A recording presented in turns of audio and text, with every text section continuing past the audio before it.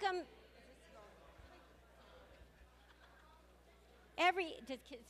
everyone. We're so glad that you're here. We're going to be starting. So everybody can get a seat, get their food. We're ready to start. I'd like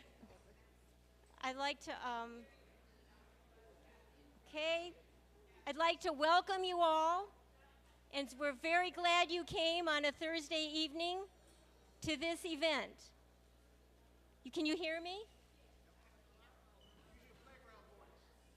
All right, a big voice. We're glad you're all here. Welcome. We at Seaver DC have chosen the most consequential races for public education to highlight at this forum. We are choosing a new mayor after 12 years, a new delegate after 35 years, and we are deciding whether to return the longest-serving council chair, Phil Mendelson, to his position, which he has held for 14 years. This is a big moment.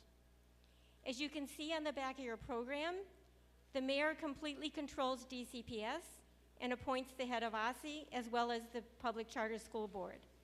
The DC Council Chair with Education, currently in the Committee of the Whole, has line item veto over the DCPS budget, legislative power over policy for DCPS, as well as all the education agencies. The House of Representatives DC delegate in Congress will be wrestling with how to respond to expanding private control of public money for education. So we've invited a few of the candidates that had the most backing to allow for a more in-depth understanding of their vision and their plans for public education. The ones before you, listed on the program, have committed to being here. Their presence reflects the value they place on public education. But we do want to hear and understand from all of the candidates in all of the races. So we have sent out a questionnaire to the registered candidates for the primaries for council, mayor, and delegate, as well as the special election candidates who are independent. And we're going to post these on our website so you can make an informed choice. This is especially important this year, both in June and in November, because we have ranked choice voting. So you're actually going to choose one, and then you get to choose 4 more. So you really need to know what's happening with everybody. C for DC, of which the Ward 7 Education Council and Empower Ed are members. We are 24 organizations, both ward-based and citywide. We have come together because of our belief in the vital importance of a strong public schools, close to home, that you have a right to go to. We believe it is one of the bedrocks of a democracy. In a public system, elected officials and school leaders are stewards of these public institutions. They are not owners. Our schools are publicly controlled and planned. They are owned by and responsible to the residents of the District of Columbia, all of you. These DCPS schools should be supplemented by, not replaced by, privately run schools. So the conversation tonight will have to, with these candidates, it's crucial to our future. There is tension in balancing the needs and desires of the individual and the chances of a lottery system with what's in the best interest of all of the young people educationally. We want a system not based on winners and losers of a lottery, but based on a commitment to provide a strong education to everyone. Oops, here.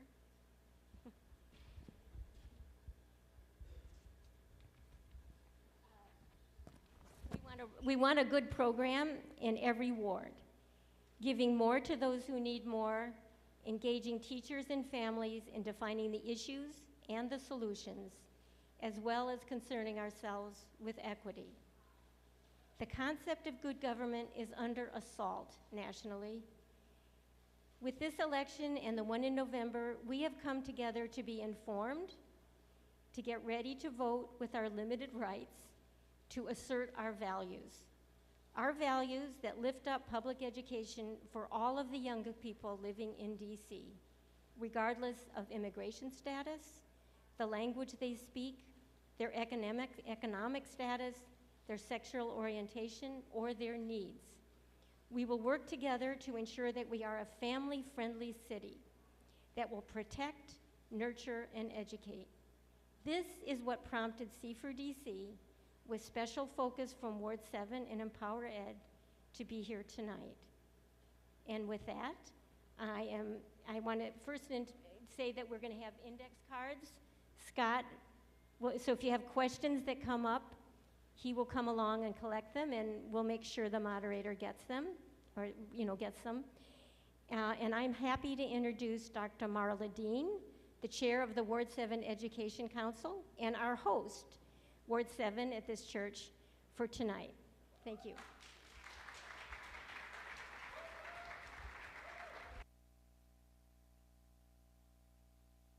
That's necessary.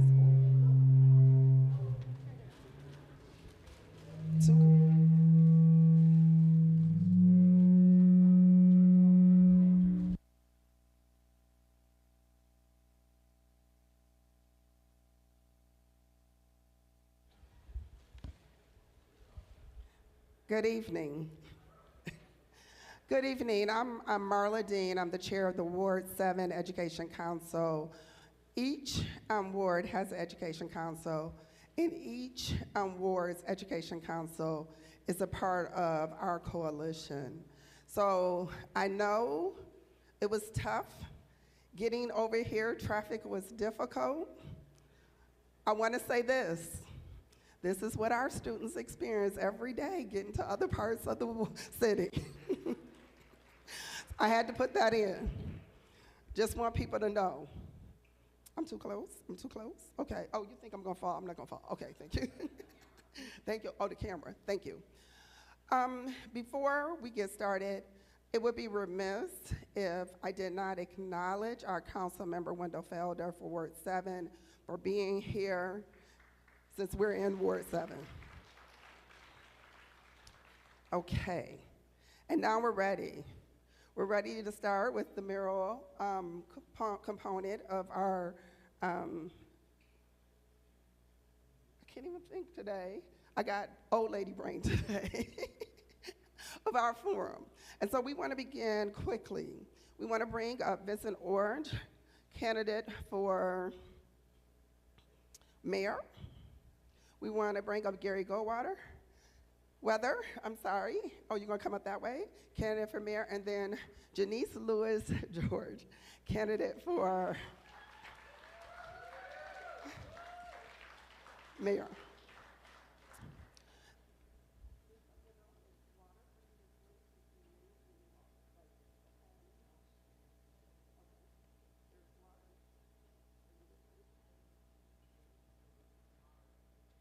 Okay, we're going to get started because we have a lot of questions.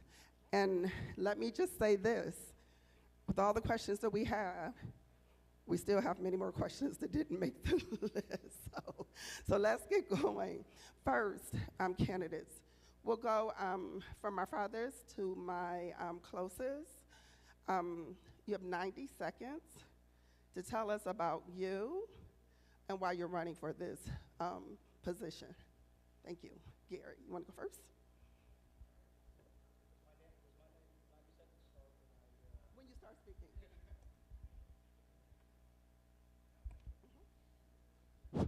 Good.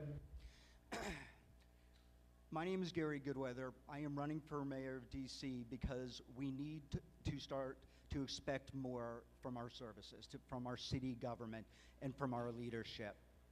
I've spent the past 30 years in our city starting businesses, raising my two kids, thank you, raising my two kids with my wife in the city, and building in this community. I am here today specifically on education, which, by the way, not all candidates that were invited accepted this evening, but I thought it was incredibly important to talk about how strong of a public school education, how strong of a public school system we need in our city to ensure that every child in every area of every part of the city every day receives an outstanding education, and not a quality education, an outstanding education. And we can talk, hopefully we'll talk more about it, but I am also running for mayor to be of service to our city. I've spent the past 30 years in the military and part of this community, and now I want to give back to everybody. Thank you. Gosh, thank you. We're gonna go. Mr. Well, Orange. good evening, everyone. My name is Vincent Orange, and it's really an honor and a privilege to be here with you this evening. Let's be straight, I'm running because education saved my life. And I've given you this folder, and you can see in here a Washington Post editorial that says, "Schooling Without Books." That was in 2002. And when I was a council member, saw our children on Fox Morning News in the month of May complaining about not having books for their core subjects, and school is out in June. I passed the legislation to get those books in the school by the second week of school and make sure that we examine the inventory. But it took 3 years to get that passed, and that shows you about the commitment to our education. The reason why I'm so committed to education, because when I was 14 years old, I left home with a suitcase and a dream based on education. I came from a very poor background, but I became a better chance student. And if you just look through here, you can kind of see my journey, but education took me to where I am today. And if you look at my record, go to orangeformayor.com, you will see an exhaustion of my commitment and the things I've accomplished with education. Books for our kids, reopen McKinley Tech as McKinley Technology High School, an $85 million project. Noyes Elementary School, got that done. The recreation centers, jump-started economic development in the city, and everyone followed after us. The key is education. And our son of Washington, D.C., Marvin Gaye, says, "Save the children. Who really cares? I care about education and making sure that our children have an opportunity to do well in life." Thank you so much. Thank you. When I stand, please complete your final sentence. At this time, we would like to bring Ms. Lewis George up for your introductory remarks.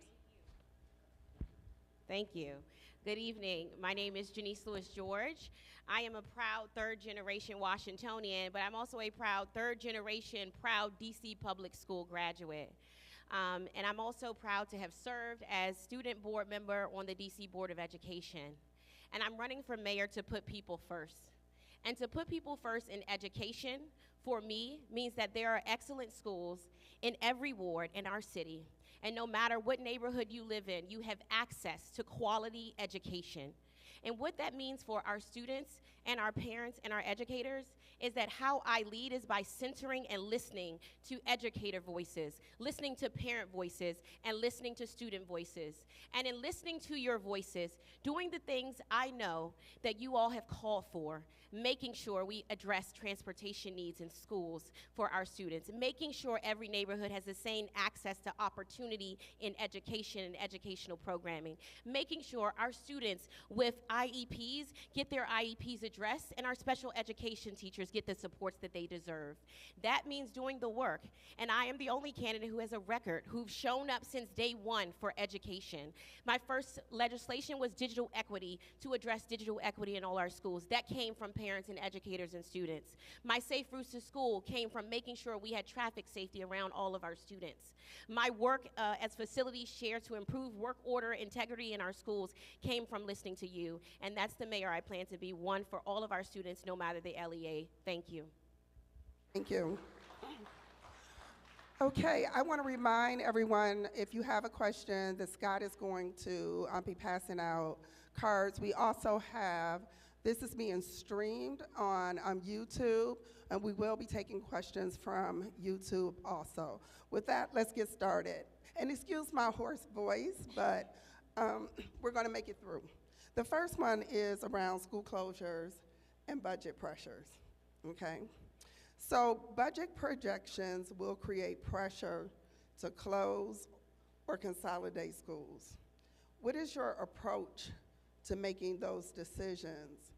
And will you commit to no closures or consolidations of neighborhood schools, DCPS neighborhood schools, or no relinquishing of DCPS public buildings? Thank you. Start with you. 2 minutes. Thank you. I'm sorry. My apologies. Good? Yes. We spend more per student than any jurisdiction in the country. When you take into account our capital budget and our operating budget, we have some of the worst long-term outcomes. And part of the reason why is that we have 39.5% chronic absenteeism across DCPS and 57.6% when you look at the high schools. So number one, in terms of budget pressure, we need to ensure that the dollars that are being spent go to where they are needed, and that is educators. And part of what we are going to do to ensure that we are creating great education for every student in every part of the city is hire more social workers.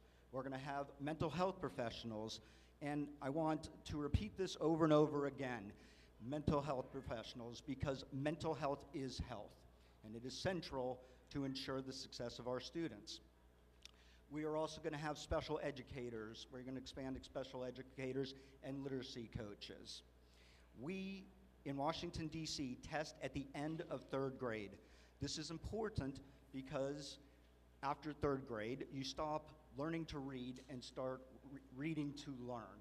So we need to start identifying issues sooner to be able to address our kids' specific needs. I will say, in my personal situation, my wife's my situation, we have 2 kids. We were fortunate enough to be able to pay for all of the testing and evaluation that we needed to be able to have interventions for our children and to be able to provide them an education to meet their needs. It is incredibly important that every child has that opportunity, that every child, regardless of situation, has the ability to get an outstanding education. Okay, I just want to let everyone know that when a candidate doesn't actually answer the question, I'm going to repeat the question for the next candidate so they're not thrown off. But it's also a signal that that candidate did not answer the question. So, okay, so I'm going to repeat it. Budget projections will create pressure to close or consolidate schools. What is your approach to making those decisions? And will you commit to no closures or consolidations of DCPS neighborhood schools or no relinquishing of DCPS public buildings? Thank you, Mr. Orange. Your turn. So no, we will not relinquish any schools to other organizations. No, I'm not in favor of closing any schools. And as it relates to the budget, there are no budget pressures. We are a $22 billion organization for 700,000 residents. In terms of dollars, if you look at those traffic cameras out there, it only costs about $75 million to run Zero Vision. But those cameras generate $400 million. We need to ascertain what's happening to those extra dollars. Paid family leave generates about $450 million, but only costs about $50 million to run the program. So where's the extra money? We budget for 4,500 police officers, but we only have 3,200 police officers, and it's been that way for the last 4 or 5 years. So don't let anyone tell you that there is not money. It's all about managing money. You know, we've never had a CPA as a mayor that counts the money. I'm a CPA, I have a Master of Laws and Taxation from Georgetown. I follow the dollars. I was there with Mayor Williams and all of us when we had a $518 million deficit, junk bond status, a control board, but I was also part of the solution with them. And when we left in 2008, Jack Evans was there. We turned it around. We left, there was $1.6 billion in the bank. Junk bond status, we had AAA status. We measured everything correctly. Charlene Drew Jarvis and Richard Monte, they put together a plan called the Economic Resurgence of Washington, D.C., 40 action items, we executed every item, and that's the reason why we have school modernization, the reason why we have recreation modernization, the reason why there is a NOMA district, the reason why there's Union Market. We plan, and we have to get back to really running this government and having the right people in charge that manage those dollars. One of the first things I'm going to do is put together a revenue alignment commission. I'm going to follow those dollars, and I'm going to find out why we have these issues when there's so much extra dollars running around funding things that shouldn't be. Thank you, Mr. Orange. Ms. Lewis George, your turn, please. Thank you. You know, the school I grew up in, I went to Rudolph Elementary. I walked to school every day with my big brother. Our school closed, Rudolph Elementary. My middle school was Rabot, and I was there during the time when Rabot closed. I can tell you what it feels like when you live in a neighborhood and your school closes around you, because the schools around my neighborhood closed. And what it does is it destabilizes communities, because schools are centers of community. And so for me as mayor, it is going to be important that we don't close any neighborhood schools, but we also invest in bringing more neighborhood schools back to the areas that need them, so our students don't have to actually go across the city to go to schools. For too long, east of the river, students have had to travel long transportation to get to schools. And it's not because they don't want to go to schools in their neighborhoods, it's because the schools that they want to go to don't have access to bilingual education that they have been immersed in. They don't have access to IB programs and programs that students benefit from. They don't have access to academies like the Humanities, Arts, and Media and Simatech. So for me as mayor, I'm gonna make sure that we're not closing any of our schools, and I commit to not closing in our schools, but my capital plan will be based on the needs of our communities. And that starts with listening to our communities and assessing where the needs are in your community. What programs would your community benefit from? What I don't wanna see is students, and we have a very serious middle school problem in our city, where families have early childhood education, they have great elementary programs, and then parents decide they wanna leave for middle school because we have a middle school gap.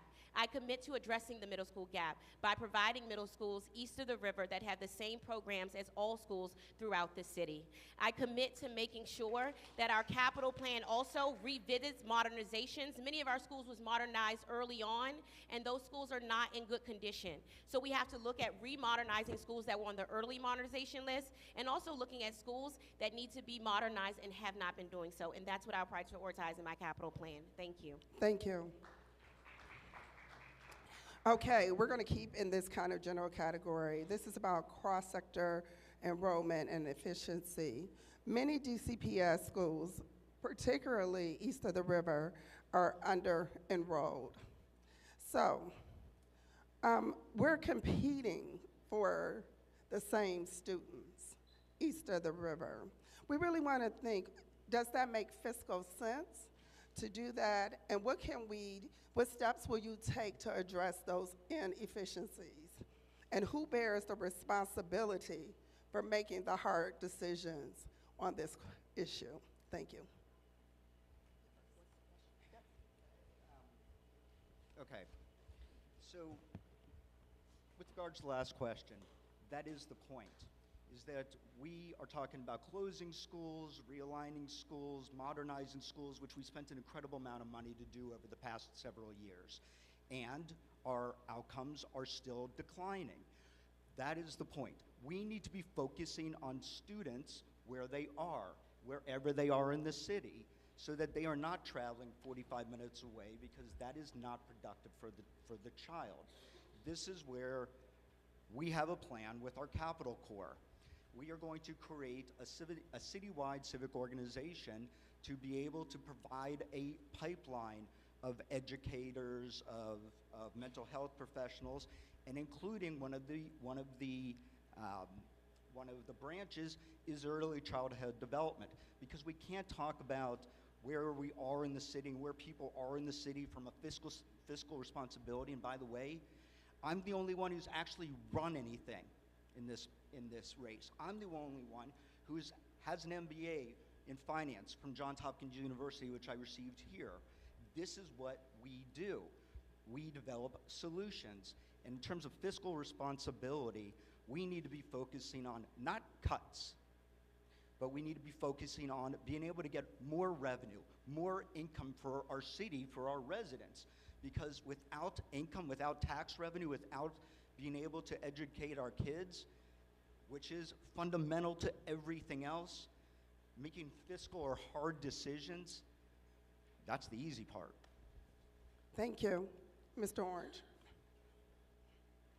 When it comes to education, the buck stops with me. Put it on me. I am going to run these schools. And you know what? The legislation is already in place. It's just the council and the mayor, they have not executed. If you look at it, I'm the one that put in that we should be examining our 3- and 4-year-olds. Stop putting those special education labels on them. Let's examine their eyes to make sure they can see. Let's examine their ears to make sure they can hear. And after you do all that examination, then if there's something going on in that household, let's go to the household and figure out what's happening. Our 5-year-olds have to be ready to sit down as a kindergartner. And then the curriculum has to be from kindergarten to 3rd grade that they are learning how to read independently, that they can add, subtract, multiply, and divide. Because when they get to the 4th grade, the curriculum changes. You're no longer learning to read, you're reading for comprehension. You have to regurgitate what you read. You have to be able to add, subtract, multiply, and divide in order for me to introduce you to fractions, to algebra, in order for you to move forward. And I know all this because I was a better chance student, and before I got my scholarship, they sent me away to Carleton College to make sure that I had the basic foundation for education to move forward. And that's why I'm committed to the basics of education to provide a young person an opportunity to move forward. Now, if they aren't able to make that transition, then that's 6th, 7th, and 8th grade, that's when the streets start calling them, because they find out they've been left behind, find out they've been had these labels, that no one really cares about them. And that's why I go back to the son of Washington, D.C., Marvin Gaye, save the children. Who really cares? Who really cares? I care. My background shows that I care. And I am a living example of what can happen if a child has a better chance and a good foundation to exceed in life. Thank you, Ms. Lewis George. Yes. Repeat the question. The question is, many DCPS schools are under-enrolled, particularly east of the river. What will you do to address these potential inefficiencies because schools are competing against each other for students? And who's ultimately responsible for the hard decisions? I think first and foremost, who's responsible for the ultimate decision is leadership, the mayor. And it's the mayor's job to make sure that all of our schools and all of our neighborhoods are excellent so that they are choices that people want to send their children to. And when we improve all of our schools, then it's no longer a matter of a question of, oh, I'm going to send my children away from my neighborhood. I want to send my child to our neighborhood school. And what does it make for parents to say that, make that decision? I've said a lot of my roles, but my greatest role is Pierce's mom. And as Pierce's mom, I have the decision in a couple of years, in 2 years, to decide where I'm going to send my son to school. And what am I going to look for? Are the facilities at the condition that I want to send my child to? Does the HVAC system work? Does he have to wear a coat in school when he goes? Does he have programming that is 21st century programming? Is it a STEM school? Can he learn science and technology and about engineering, mathematics? Can he learn a language so he'll be a dual language student in a dual language city? Is my son going to have the teachers who have the support that they need to be able to be innovative and teach him, and not just have to teach him to a test, but teach him what it means and what it means to learn in our city, right? And that's what it's about. Does he have schools, neighborhoods that he feels safe in? Does he have safe passage walking to and from school? Can he get to school safely? Are the roads around his school safe? Do I feel comfortable sending my child there and knowing that during recess I don't have to worry about what is happening to him? That's the decision parents have to make. And so by making all of our schools excellent, by making our parents have access to all programming and all types of programming, we eliminate this idea that we're competing, and we embrace the idea that all of our students have access to excellent education and excellent educators, and we support our community, and the buck stops at me, and that's what I'll do as mayor. Thank you. Thank you. Okay, this next question is actually a student question, and it actually hits on some of the themes already raised. My sister and I don't have science in our schools. My school replaced science with computer science to improve testing scores. The loss of science, with the pressure of testing, makes me want to go to school less. What will you do to address this type of issue and make sure that there's a full complement of programming in all schools? Mr. Goodweather.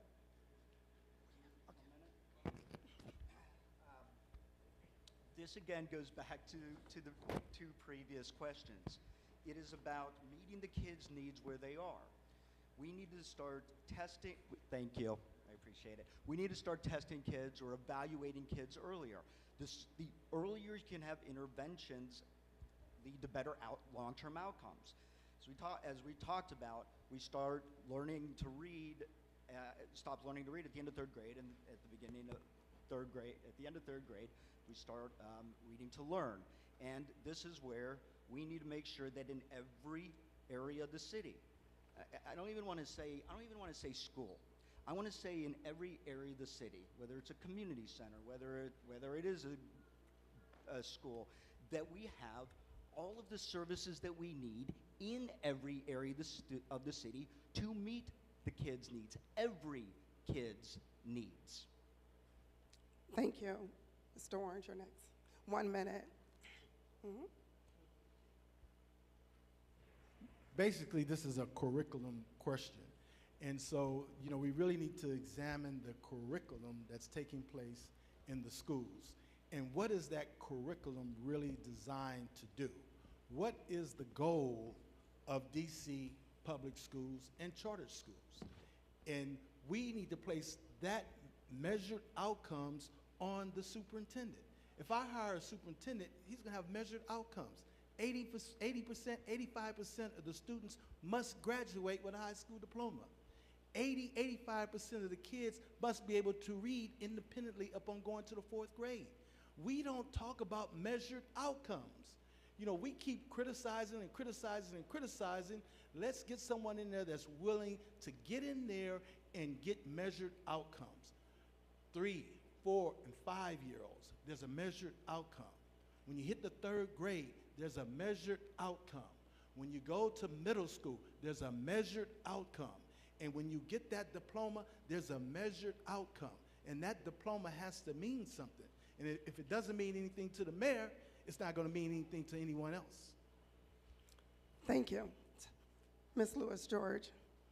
Thank you. The question is about, a young person feeling like there's been an over-reliance on testing, and that testing, over-reliance on testing impacting what they are able to learn and the ways they are able to learn. I think it's important that we find a balance of where we are, and I think it's important to acknowledge that we haven't found that balance in our school system. We've been talking years about the impact evaluation system and how it has been punitive to teachers because of its over-reliance on testing. We have to come up with an evaluation system working together with our educators that isn't so over-reliant on testing and testing alone. It allows educators to not only have to be able to teach not just based on a test, but also be able to teach students in a culturally competent way, which testing ultimately doesn't have the ability to do, to teach cultural competency and to allow our educators that ability. But ultimately, our budgets also have to be one that our schools don't lose money when their testing isn't where it needs to be, and that low-performing schools aren't hit the hardest with cuts that make them have to make false choices as it relates to what programming they actually have in schools. So those are the two things I would change about our school system to diversify the programming they have. Thank you. Okay, thank you. These are two different questions, but we're going to give you 2 minutes, 2 questions. The first one is around educational leadership. Do you plan to retain or replace the current DCPS Chancellor, Deputy Mayor for Education, and IC Superintendent?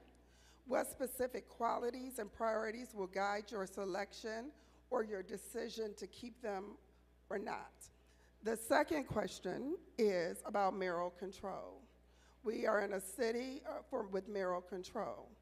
We want to know, has it worked? What revisions might be needed if you feel it hasn't worked? And those are the 2 questions that we have. We're going to start with you, Ms. Lewis-George. Thank you. Thank 2 you. minutes. Thank you for that question. First and foremost, I think every new administration deserves an opportunity to transition and hire new people to meet the needs of the moment. And I think that will have to be the case, that we will look at what it takes to have a new chancellor, what it takes to look at a superintendent, and a deputy mayor of education. And what I'm going to be prioritizing is, are those people, are they willing to listen and have a good relationship with our educators and value their opinions? Is that person willing to center and understand the importance of parent voices? Is that person willing to understand students and understand how to prioritize student voices to prioritize where we are? Is that person going to address the serious issues that we've had that we haven't addressed thus far?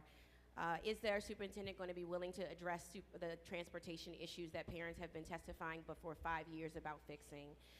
Is our chancellor going to make sure that we have such a relationship with our students and our teachers and educators that we are improving outcomes? Are they going to have a focus on getting our students in school, because we can't improve outcomes if we don't address absenteeism and truancy? And in addressing absenteeism and truancy, are you going to do the things, the data-proven things that work, like home visiting and investments in addressing root causes like housing and transportation, right? That's what I'm going to look for in new leadership of our education, and making sure that's something I prioritize. As it relates to mayoral control, I think most people know I served as a student board member of education pre-mayoral control. So we were the last pre-mayoral control. I have talked about this, and I have said that I think our current system of mayoral control is not the best system. And I think we need a system that gives some checks and balances. And for me, that checks and balances is an independent OSSI. Now, is it something that we can do on day one? No. But is it something that I think we need to work on as a school system? Yes. Because having an independent state education agency allows for real checks and balances and allows us to improve our school system in a way. And so that's what I would work towards as mayor, and making sure we prioritize. Thank you. Thank you. Mr. Orange. Mr. Orange, thank you. Well, I'm not here to criticize the schools. I'm here to lead the schools.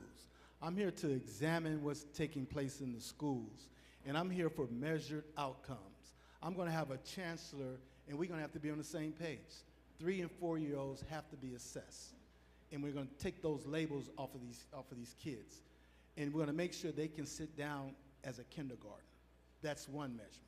The other measurement, I need to examine that curriculum. I need to know what's being taught kindergarten, 1st grade, 2nd grade, 3rd grade, and I need to know that that kid is ready for that exam. Because whether we like it or not, there will be an assessment at the end of 3rd grade. And then I want to get someone that I can measure and tell me whether or not our kids are ready for fractions. Are they ready for algebra? Are they ready for middle school? And then finally, for a high school senior graduating, 4 options for them. One option is I'm going to have them be able to go to UDC tuition free. The second option, if you want to go to a higher institution, college, you can use the DC tag. But I need also those minds to stay in DC. I'm going to provide more financial aid so we can keep our kids in DC. I'm not trying to pay our youth $10,000 to leave. I need you. I need you to get into the system and be a part of what you've been doing all your life. The third option is there will be youth apprenticeship programs at the agencies. For example, Events DC, they control all the stadiums. They do all these events. Why aren't our kids being channeled to sports management, to event planning? If you want to be an accountant, how come there's an opportunity for you at the Office of Tax Revenue? We have to lead, and we have to make sure that we do these things right. The fourth option is if you have we have a lot of young people with great minds. If you have a business opportunity, you can go to the Department of Small Local and Business Development, and we'll help you get up off the ground. But there has to be measured outcomes. Stop all this talking, all this criticizing. Let's get the job done. Thank you, Mr. Goodweather. I am not here to lead our school system. I am going to be mayor. So even though I am responsible for the vision, all of my agency heads, everyone in our government will be subject matter experts. I hope, and I intend to, that you folks here in the room, all of you who are dedicated to our kids, to our children's education, will help me with this. In terms of mayoral control, look, like I just said, I'm not an expert in this. What we're really good at is bringing in experts and working collaboratively with all the different organizations, including our host tonight. So I am absolutely fine with giving up mayoral control when it comes to education, as long as there is the superintendent shares my vision, shares my passion for education, and has experience to be able to actually execute on a plan to improve the education system in our city. What has happened in our city, this didn't happen overnight. This has been coming for a long time. And now we need a different type of leadership, one that understands budgets, that understands how to make decisions, and a leader who has a vision that can bring in a team of experts to make sure that ultimately, what is the greatest outcome that we can have? It is for all of us, for all of our children to be set up for success. Thank you. Okay, we are nearly at time, or really at time, but I'm going to take 1 minute because this question is too important, and then I'm going to give 2 minutes for closing statements. Okay, this is the question because many of our immigrant students, 1 minute, and families have faced significant uncertainty. Yet, many school personnel feel they've been constrained in what support and information they can provide. So, what will you do differently to protect and communicate to immigrant students and families? And what policies will will put in place for school personnel? Janice Lewis George first. Thank you. Unfortunately, I have seen many of our students having to deal with the fact of seeing ICE near and on their school campuses. Students going to their homecoming dance at DCI and being frightened because one of their classmates' parents were stopped. Students near E.L. Haynes who witnessed ICE near their school as they were exiting and looking at them make dangerous decisions around taking people with masked individuals over their faces, with masks on their faces. I've seen our students also deal with warrants being executed as they're walking to school and looking at people bulldoze into homes with guns. So for me, I've been clear that on day one as mayor, I would end cooperation between our Metropolitan Police Department and ICE. And I'm not just saying it now. And I'm not just saying it now because it's popular, but I introduced legislation at the council, which many of the people who had an opportunity to sign on, one of my opponents, did not sign on to that legislation. And because I've been clear about that, I've been clear to the chancellor that I thought he should have been giving more information to our teachers and parents and guidance. And it shouldn't be left up to our teachers to interpret legal and the law. It is not their job. It is our job to give that information. And so for me, it would be real clear guidance to our educators, our teachers, and our principals, and to stand firmly that our schools are safe zones and we will protect them and we will keep ICE out of them. Additionally, I would support our teachers who are on visas, who have been many of them are facing the threat of those visas being taken away and not knowing whether they're gonna have a job tomorrow after they have been serving our students. And so I'll make sure that those people have certainty that they will have their jobs, and this is still a pathway to live in this this city and to work in this city and serve our schools. Thank you. Okay, before you go, you were supposed to have 2 minutes to close, but you went a Oh, little over now. Oh, So we're going to give you your minute to make your final Oh, well, this is remarks. closing too. Yes, your final remarks. Okay. No, we were going to do everyone and then go back, but now we're just going to give you your minute to My close. minute. Yes. Okay. Thank Listen, you. thank y'all. I am here because I deeply love this city. I deeply love our schools, our educators, and our parents. And first and foremost, as mayor, is going to be listening to our parents and our educators and delivering. First and foremost, when I talk about this being excellent schools for all of our children, I'm also talking about our children from birth to 3 and ensuring that we have an early childhood education system, birth to 3, and affordable childcare for every family, because that developmental age is what matters. I'm talking about addressing the issues that our students face, our parents face, and our educators face. And that is really looking at our transportation system, looking at literacy and math, and closing those gaps with evidence-based strategies that work, and implementing the literacy task force plans and math task force plans. A lot of the issues we face are not that we don't have the information. It's not that we don't know what to do. It's we haven't had leadership who's had focus and attention on getting things done. But I have stood up and said education is a priority. It's been a priority since day one when I got on the council and fought to have librarians in all of our schools. It's been day one priority when I've gone to all 8 wards and stood in these schools and made sure facilities were up to par for our families, for our students, and for our educators. That's who I am, an on-the-ground leader who understands the issues that we face and are ready to solve those problems, and to make sure that I'm going to be the mayor for all of our students, no matter what LEA you are in, and understand that your students' ability to succeed falls at the leadership and what we are willing to do. And I want to note that I am here, but one of my opponents is not here. But you should not be surprised that he is not here, because he hasn't shown up to ALSI hearings, DCPS hearings, or oversight hearings for the last 5 years he's been in office. So I bet you should count that you should note who shows up here, who shows up in your schools, who shows up in your meetings, and who shows up for students in policies and in how they lead. Thank you. Okay. Mr. Orange, you have 1 minute to answer the immigration question and 2 minutes to give your closing remarks. Yes, we're doing it together now. Okay, thank you. Well, on the first question, I would work closely with the Attorney General, who I believe has been doing a great job. He's taken on the White House. He's won several times.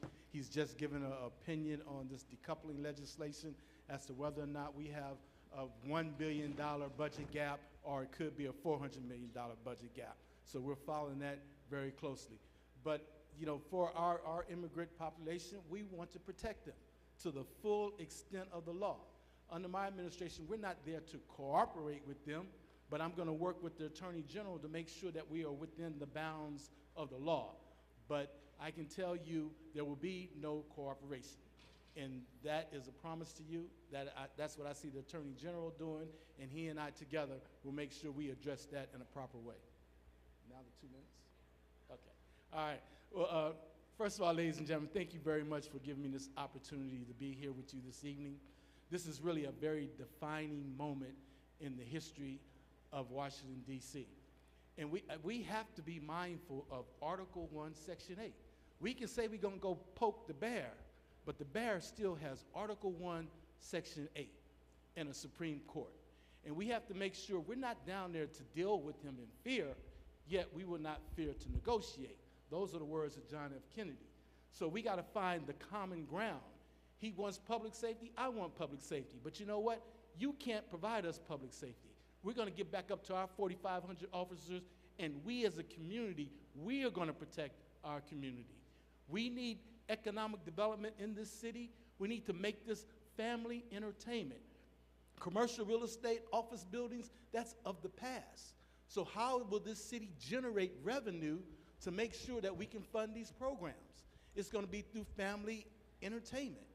You know, I am really upset that the new Sphere is going out to Prince George's County. It should be going to New York and Bladensburg.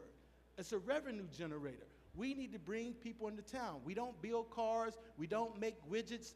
Our product is tourism. We need those 25 to 30 million people to come to our city on an annual basis, but they got to feel safe. And when they're here, we need to make sure that they're going to our restaurants, they're going to our theaters. Now let's find something for their children to do. You know, in a way, that's how Las Vegas kind of remade themselves. It's a family destination place as well. That's how they get the dollars. So 2 things. Public safety is the key. Public safety. Then education.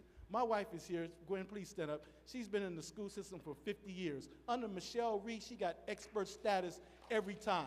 The council gave her a resolution for what she does as it relates to education. We are an education family because we know the key to it all is education, education, education. You need that foundation.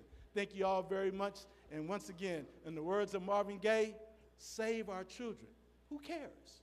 Who cares? I care, and I'm going to get it done. Thank you so much. Thank you, Mr. Orange. Mr. Goodweather, you have the last words of the evening. 1 minute for your immigration question, 2 minutes for closing remarks. I get the last word, that's first. So, day one, when I am mayor, I will sign an order to declare all public spaces, whether it's schools, community centers, churches, as off limits. And we will not cooperate with ICE without judicial warrant. There are laws here, and we will utilize those laws to protect our residents, and we will work collaboratively with the Office Attorney General, with all of the different agencies. My entire government will ensure protection for our immigrants, for all residents here in the city, and we need to ensure that we can get more for more visas and be able to get waivers so that we can get more educators from overseas into our city as well.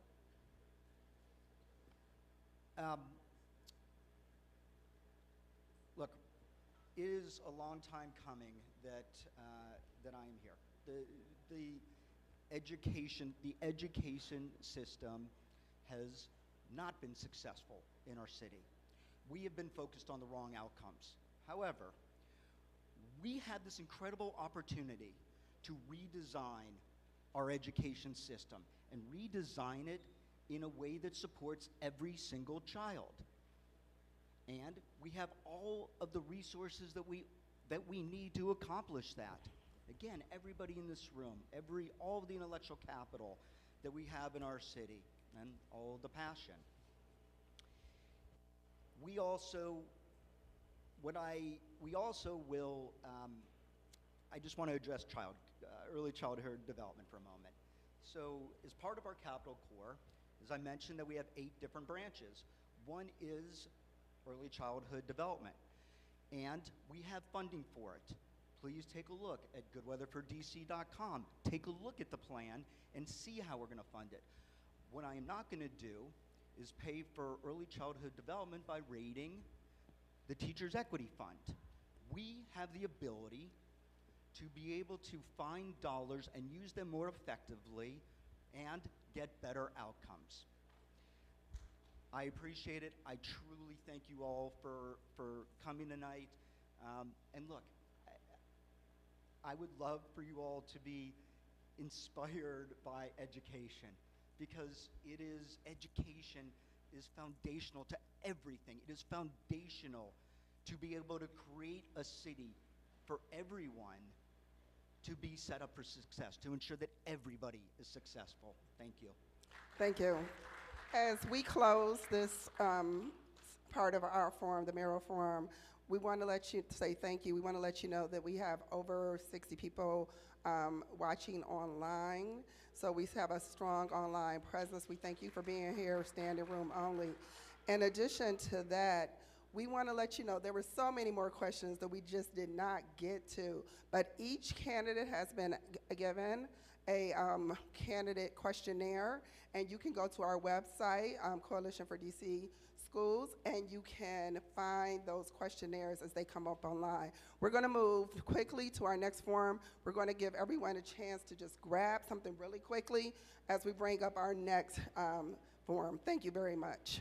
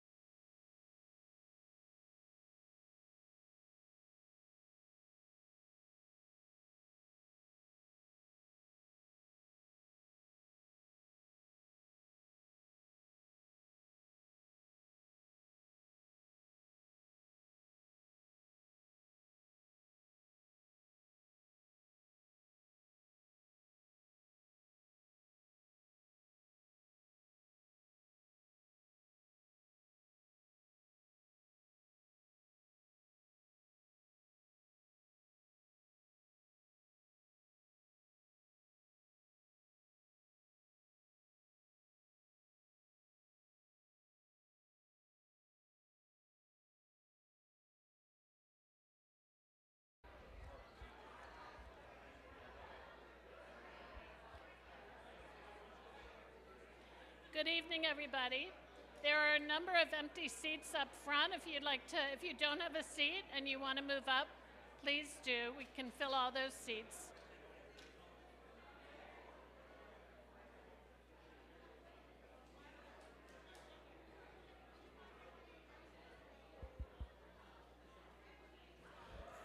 I want to thank the Coalition for DC Public Schools and Communities for hosting this forum. Good evening. We're going to get started.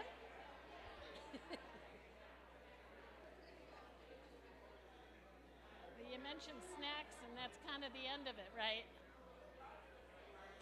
If everybody would please take their seats, we're going to get started with the second section of our forum.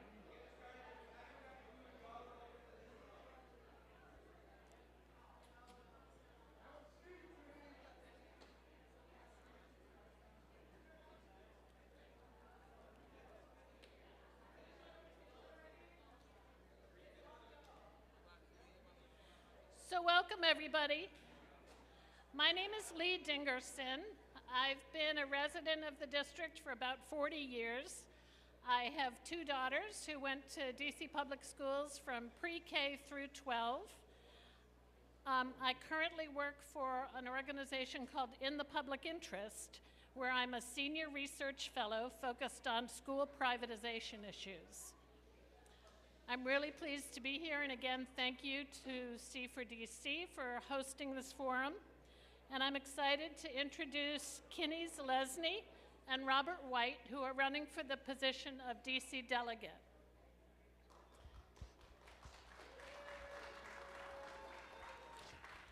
I'm going to let them introduce themselves in just a second. I just want to acknowledge the powers and limitations of the role of DC delegate and remind you that the delegate to the House of Representatives is elected to advocate for DC residents and our interests.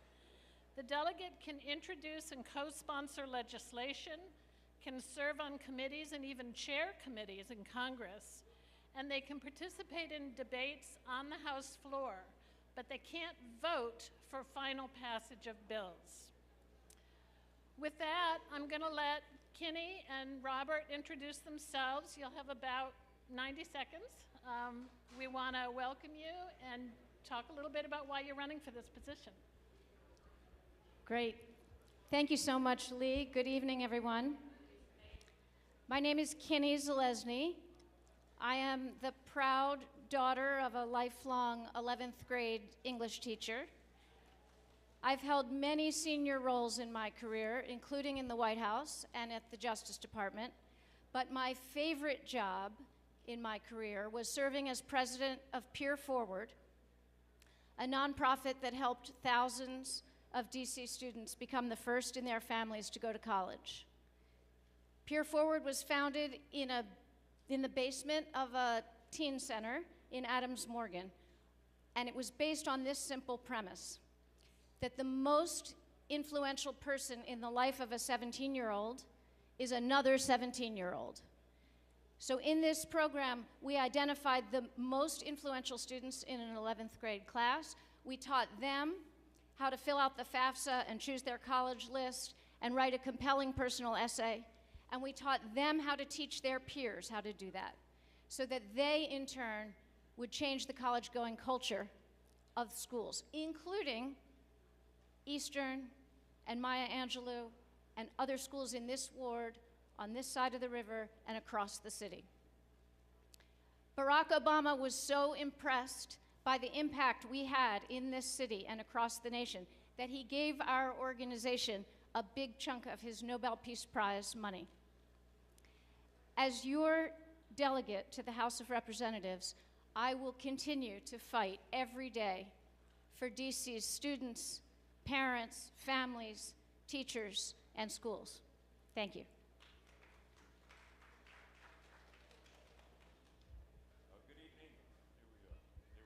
Good evening. I want to thank C4DC. I want to thank Pastor and Reverend Curry for hosting us tonight. I'm Robert White. I'm a fifth-generation Washingtonian. I'm the husband to an incredibly beautiful and very patient woman, father of two young girls who are DC public school students. I grew up here in DC, and I was one of those kids who wasn't supposed to make it. I failed every single grade from 3rd grade until my junior year in high school. But I believed that I had something to give back, and I was ready to do the work and dig in, and I dug in. I went to college, I studied at Oxford University, I went to law school. And despite what my plan was as a lawyer, there was an opportunity to give back to my city by becoming legislative counsel to Congresswoman Eleanor Holmes Norton, and so I went to Capitol Hill to serve my city. From there, with no business ever running for office, I ran for the DC Council and have been an at-large council member for the past 9 years. And now, despite what my plan was, I realize that we are at a time in our city's history where the prospect of us losing the little bit of democracy, the little bit of home rule that we actually have is real. And I can't bury my head in the sand and say I'm going to do what I want to do. No, I'm going to stand up and fight for this city.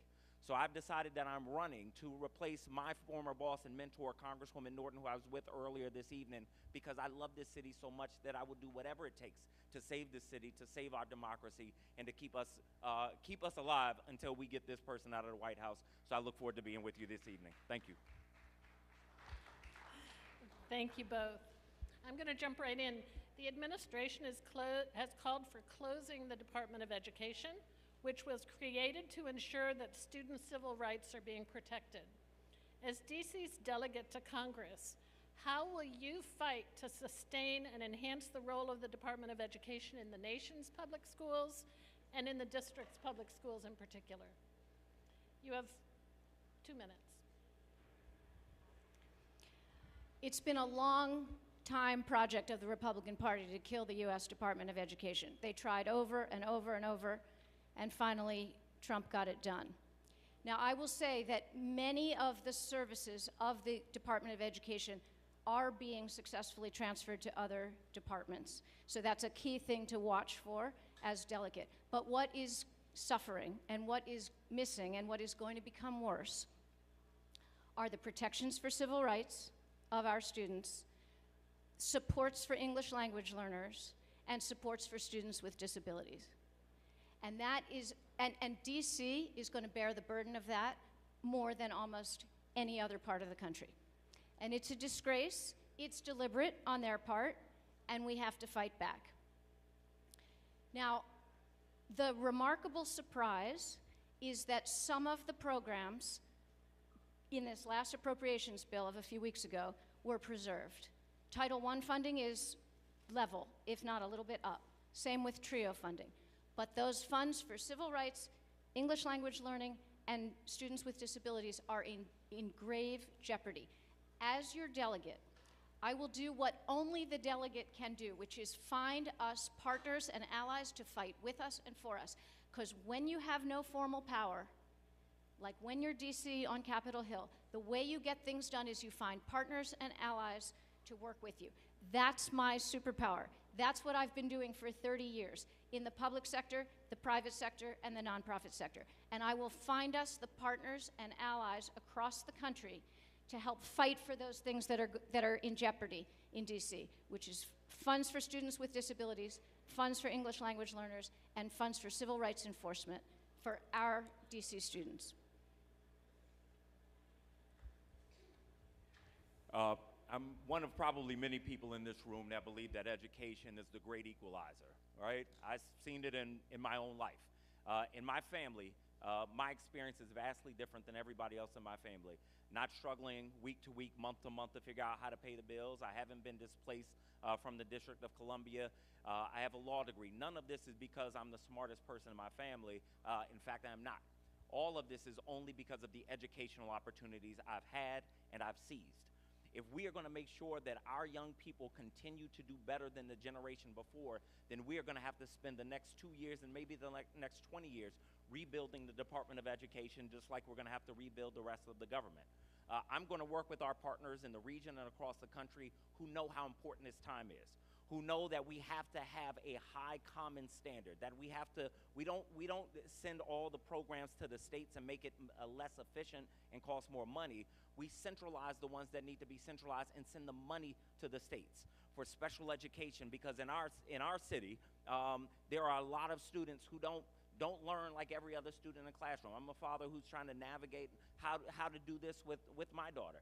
I'm somebody that had to figure it out himself. How can I believe that I'm smart when my grades don't reflect it? So making sure that our schools are getting the funding they need for special education, for diversity, equity, and inclusion, the things that have been rolled back. But we're gonna have to go further than where we were before, right? Before the Republicans threw the rule book in the fire, we played polite politics. We tried to get, consensus on everything. But that's not the time we are in right now. I will reach across the aisle where I can, but I'm going to demand that we push the quality of education federally and that we get funding for our schools here in DC, particularly for special education. And there's going to be no stronger fighter for education in that delegate seat than me. Thank you. DC is currently the only jurisdiction with a federally funded private school voucher program. The program receives about $17.5 million a year to provide vouchers for about 1,400 low-income children to attend private schools. Now, the federal government has created a new national voucher program that, if the mayor opts to participate, could divert as much as $25 billion a year from the federal budget to subsidize private school tuition. Most of those who receive those vouchers, if other states are any indication, most of those dollars will go to families that are already attending private schools. What's your position on private school voucher programs? And if you support them, what safeguards or guardrails would you support to protect against waste and fraud? And how would you work in Congress to ensure that those guardrails are included in the new federal program? Robert, do you want to start? Yeah, happy to start with this one. It is time to roll back the federal voucher program. I went to a high school that, I'll be honest with you, saved my life. Had I not transferred to Archbishop Carroll High School, I wouldn't be here today. Archbishop Carroll High School has more voucher students than any school in the city. And I love what that school did for me, and I believe that other students should have the opportunity to attend a school like that. But as a DC's delegate, I need to make sure that our dollars are going to our public and public charter schools. That has to be the priority. We can't continue to skim, and expect that we're gonna see the type of resurgence we wanna see in every single school in DC. It should not be the case that Walls is over-applied for, that Banneker is over-applied for, that Washington Latin and it's not Wilson anymore, it's, thank you, Jackson Reed, right, is over-applied. But the same should be true for Roosevelt, for Cardozo, for H.D. Woodson, right? But that won't happen if we continue to skim. And so I'm going to fight to make sure we roll back the federal voucher program. I think most Democrats are going to be aligned with that and get that money into our traditional public schools and our charter schools.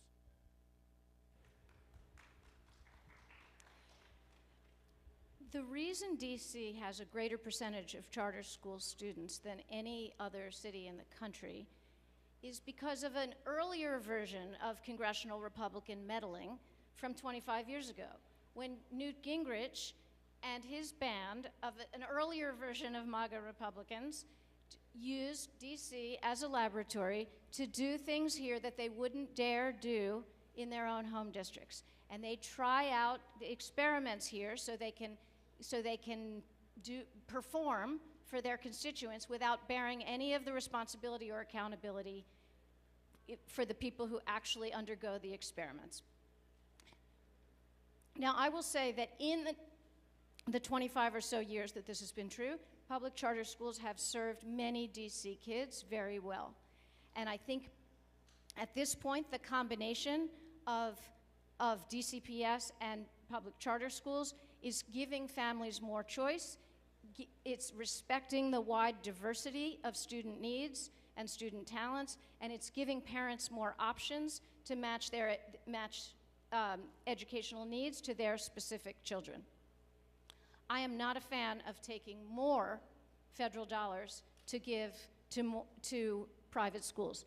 As the question suggested, most of the families paying for private schools don't need additional subsidies. What we need is more money from the federal government, and let me be clear that that is the primary role of the DC delegate, is to protect the money that we earn and raise here but is supervised on Capitol Hill, and then to procure and get more federal money for our schools. And then the leaders of this city, not the delegate, but the mayor and the DC council can appropriately decide how to use that money, those extra resources, to distribute equally and equitably and fairly and successfully across the city. Thank you. What's your plan to bolster and protect the DC TAG program? Do you support, I'm going to ask two follow-ups and just kind of combine them all together. Do you support the idea that the TAG program should be targeted at the highest needs children first before being available to all DC students? And also there's been some discussion in Congress about opening up the program to students in Virginia and Maryland. Do you support opening up the TAG program to Maryland and Virginia students, and why or why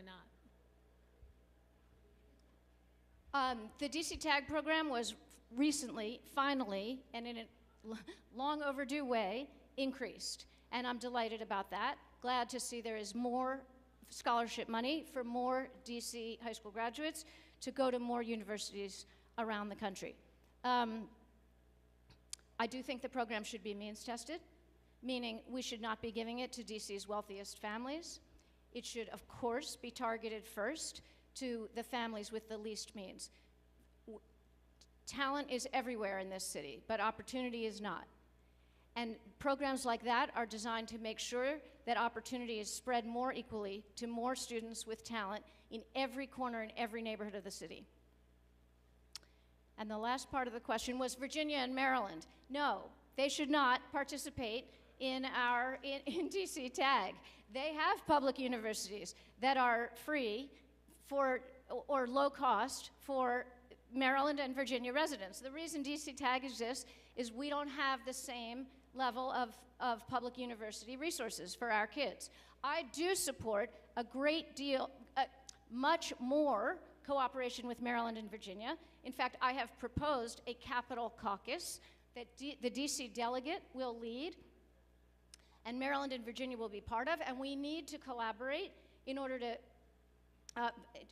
build our economic strength as a region, to solve our healthcare problems as a region, and on other fronts. But DC TAG is not one of the areas where Maryland and Virginia should home in on one of our rare special privileges. Look, if Maryland and Virginia want to let DC students go to their schools for in-state tuition, I'm willing to let them join DC TAG. Other than that, I'm sorry. I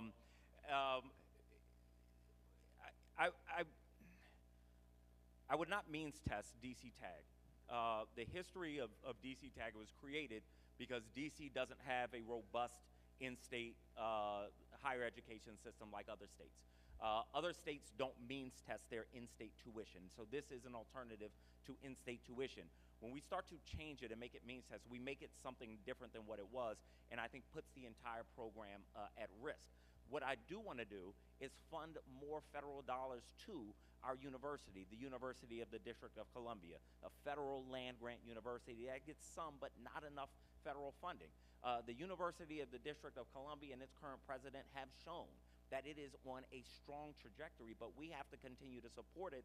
And to be honest, the amount of funding that the University of the District of Columbia needs is beyond what the District of Columbia can pay by itself. And so we need to push Congress to fund more to this federal land-grant institution.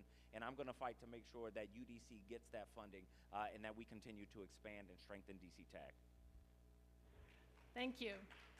We're getting a lot of questions from the audience and from YouTube, so I'm going to go to those a little early. So my version of this question was, what will it take to stop the House from overruling DC laws, and how, as delegate, can you facilitate that work? One of the folks in the audience phrased this a different way. What are you going to do to advance statehood for DC now? Here we go. All right.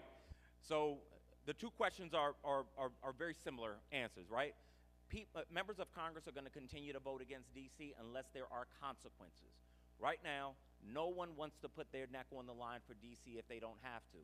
But imagine a world where you know that if you vote against DC, A brigade of DC residents, 500, 1,000 of us, are going to show up and campaign for your opponent. You're going to think twice about voting for DC. What I continue to hear from members of Congress right now is that they are sympathetic toward DC, but they're in a bind. They got to vote to overturn our tax laws. That's going to blow a $600 million hole in our budget. And all they can say to us is, we're sympathetic, but there's nothing I can do. There's something they can do, but they're not going to do it unless they have to. Here's what we're going to do to advance statehood. We are going to seize on this historic opportunity. Folks in this room have been at some of the DC statehood rallies in the past. 2 years ago, 20 years ago, it was the same 50 people, right? We just got older. But people are more upset and afraid than they have ever been. So if you went to that DC, Free DC rally at the end of the summer, you were one of 20,000 people who showed up that said, what can I do that's going to make a difference to defend my city, to defend my family, to protect my neighbor's job? They want to know what it is they can do, where there is something that we can do now. We can go into these swing districts and make sure Democrats win back control of the House and Senate. When we do that, we say to Democratic leadership, we helped win back the House and Senate. You are not going to do more than just pay lip service to DC issues right now. And I'm going to help elevate the delegate seat to a national profile so that people across the nation understand that if you are interested in redistricting battles in Texas and Maryland and Virginia, these are battles about the control of Congress, then you must have DC statehood at the top of your priority list, because that would mean 2 Democratic senators for the District of Columbia, which will do more to swing the balance of power than any handful of delegates from Texas or California, Maryland or Virginia. And this is our time to get statehood, and we're going to move that ball forward. Someday soon, God willing, the Democrats are going to retake power in this country. And when we do, we will have to publicly and assertively recommit ourselves and rededicate ourselves to democracy. We will want to tell the whole country and the whole world that America is back in the democracy game. And the #1 way to do that is to make DC a state. This is a 250-year-old mistake. It's a deep stain on the nation that 700,000 of us don't have the same rights as everybody else. Now, how are we going to get there? It's a 3-part program, and I think people don't talk about either of the first 2. The first one is we have got to, as a city, come together around this issue. And I know that the people who show up at the DC statehood rallies feel really strongly, and that number is growing, but it is not big enough. And until everyone in DC actually thinks this is a priority, we're not going to persuade anybody else. And right now, the numbers aren't big enough. We have to do our own public education campaign inside this city. Next, we have to persuade our fellow Democrats. The Democratic Party, and I was a deputy national finance chair at the DNC. The Democratic Party has put DC on its list, but we're never at the top of the list. And we have to persuade them, pressure them, threaten them, whatever it takes to raise DC on the priority list of the Democratic Party. Then, once we've got our own city and the Democratic Party, then we go for the Republicans. Then we make it clear to the rest of the country that if the Republicans thought they could get 2 new senators from making DC a state, we'd have been a state yesterday. We'd have been a state years ago.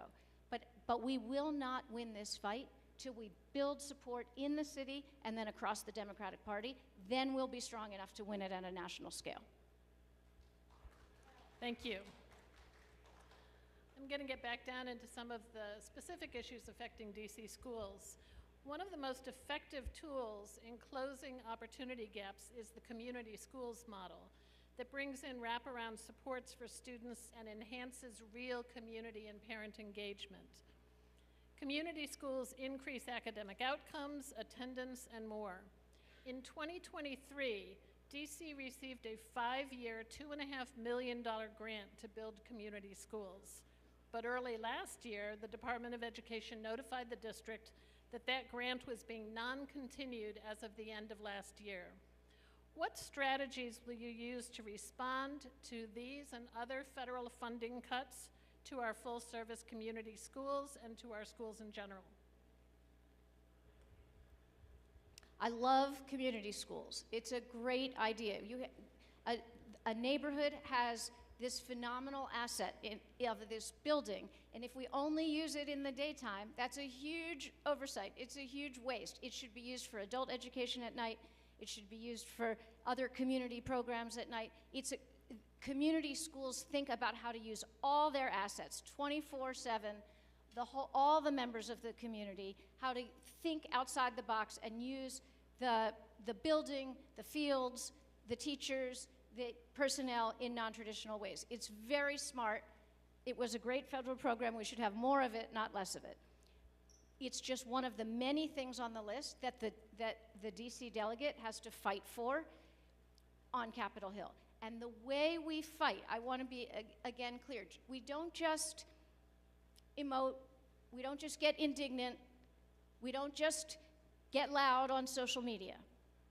The way we win when we don't have formal power is we find allies and partners to fight with us and for us. We have to find, and sometimes that's on Capitol Hill, and sometimes it's beyond Capitol Hill. I'm the only one in this race who has worked at the top of all three sectors: the public sector, the nonprofit sector, the private sector. These kinds of community-based, wraparound, comprehensive services and programs, they take multi-sector thinking. The government is not going to solve this problem for us, and neither is the private sector, and neither is the nonprofit sector. What's going to solve these problems and come up with creative kinds of solutions is the kind of innovative thinking that happens across all the sectors. What you want in your leaders is people who have worked in all of those sectors, who understand the vocabulary of all those sectors and know how to bring solutions, bring the best ideas from the public, private, and nonprofit sector. That's what community schools are. It's a combination of public sector thinking, the schools, and nonprofit kind of thinking for social problem solving, and private sector thinking, like job training that can go on in the schools. Those are the kinds of very successful, evidence-based, proven, successful programs that we need more of. And you should insist in your leaders that they have the background in that kind of multi-sector thinking, and that they're bringing more ideas like that to DC.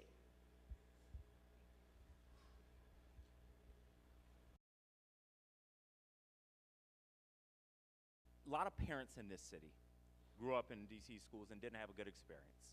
And it limits their involvement in the school, and limited parent involvement in the school.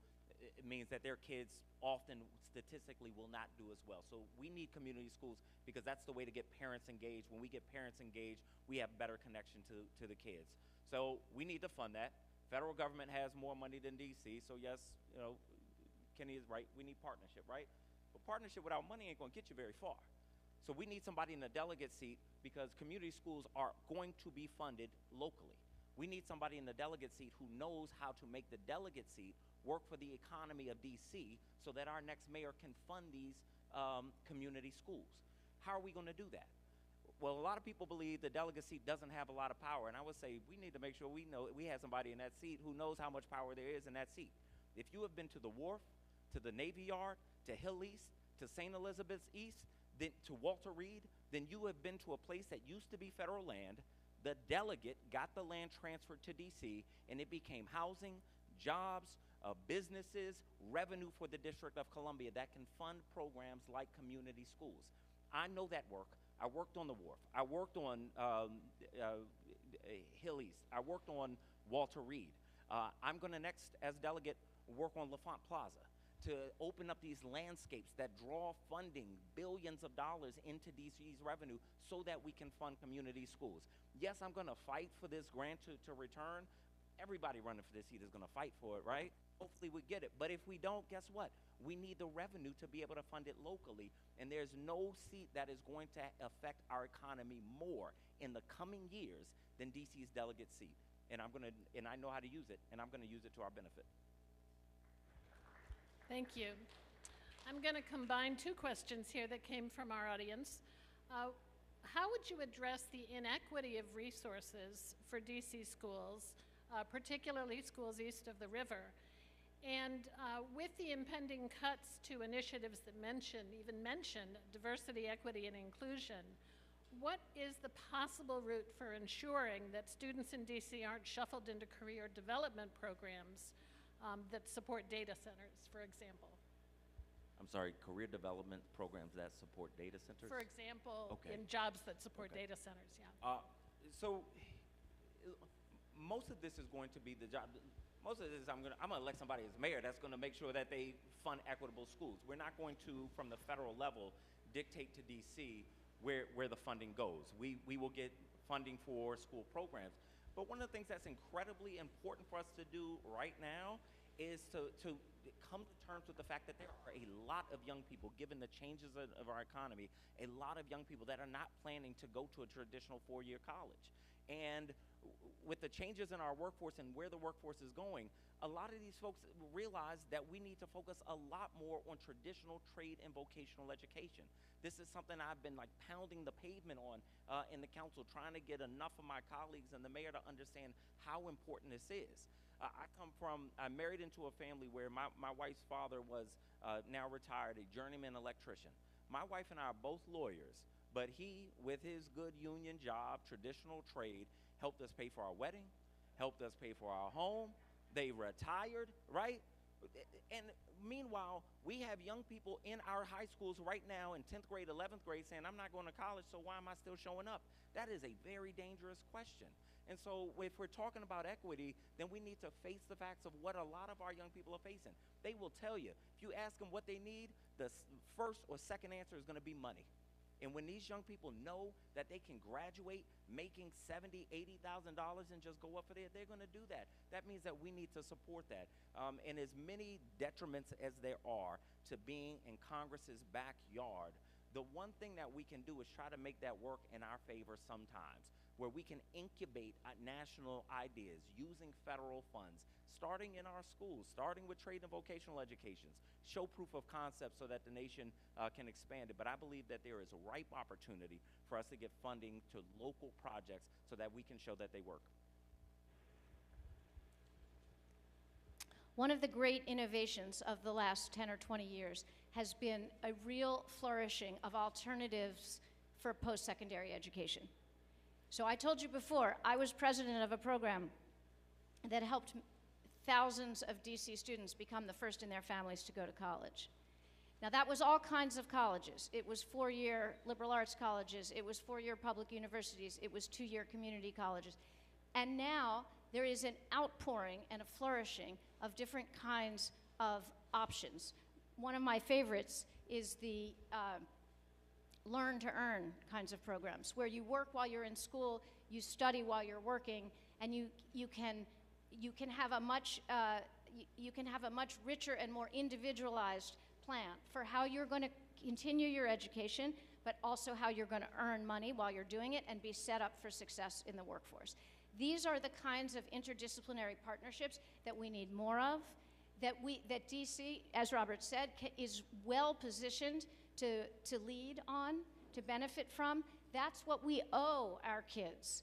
We owe them the chance to build a life that matches their passions, their skills, their preparation. And that's going to come in all different forms. We owe them that chance to have an array of options ready for them, to be prepared for whatever works best for their life plan, and whatever they choose, they can support themselves and their families. Thank you. I'm going to move to the lightning round here and ask you a one-minute question. Delegate Holmes Norton has been on the Infrastructure and Transportation Committee. Which committee would you choose as a delegate if you have your first choice? I want to be on the Appropriations Committee because that's where the money is. I want to be on the Infrastructure and Transportation Committee because it does oversee some key assets that are important to DC. And I want to be on the House Oversight and Government Reform Committee because that's the one that meddles in our business and interferes with our tax laws and overturns on a whim the legislation we pass.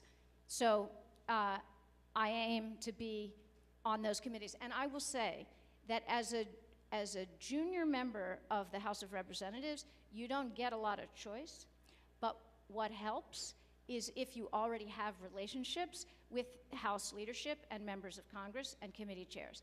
And because I was a Deputy National Finance Chair at the DNC and have been working with many members of Congress and the House leadership for many years, I have those relationships, and it will help me get assigned to those committees even when a more typical junior member of the House of Representatives would not get those assignments.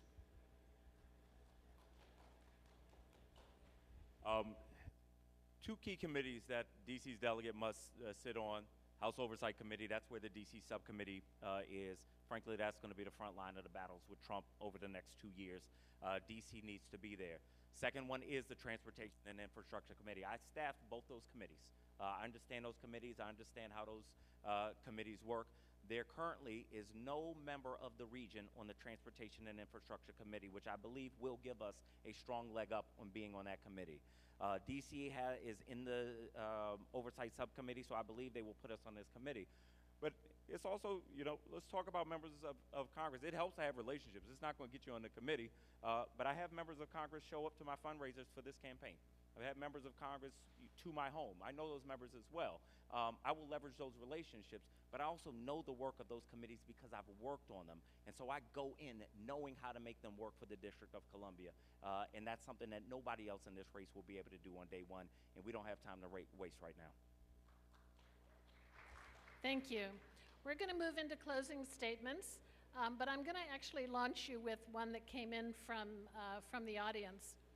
How will you build on Representative Holmes Norton's legacy in Congress, and how will you distinguish yourself navigating Congress to advocate for DC? 2 minutes, closing statements. Thank you very much to our moderator.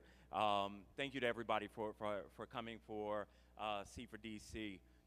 I believe that the best way to honor someone's legacy is not to do just exactly what they did, but to build on that work.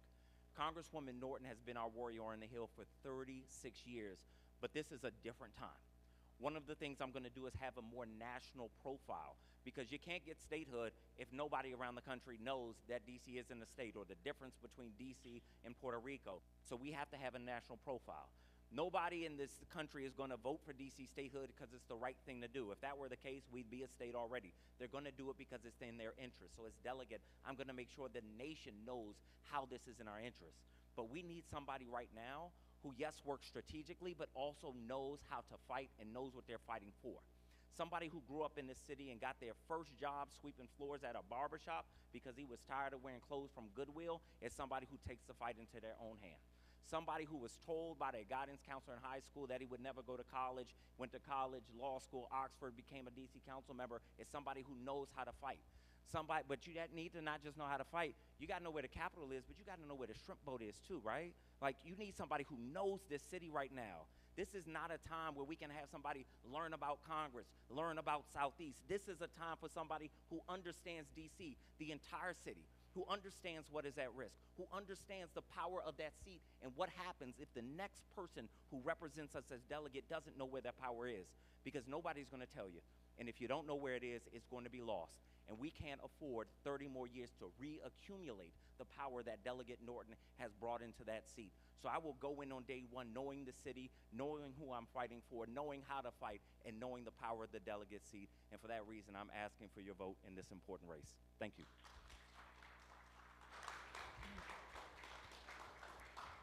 I first met Delegate Eleanor Holmes Norton in 1995 when I was working in the White House, and she was a couple of years into this position.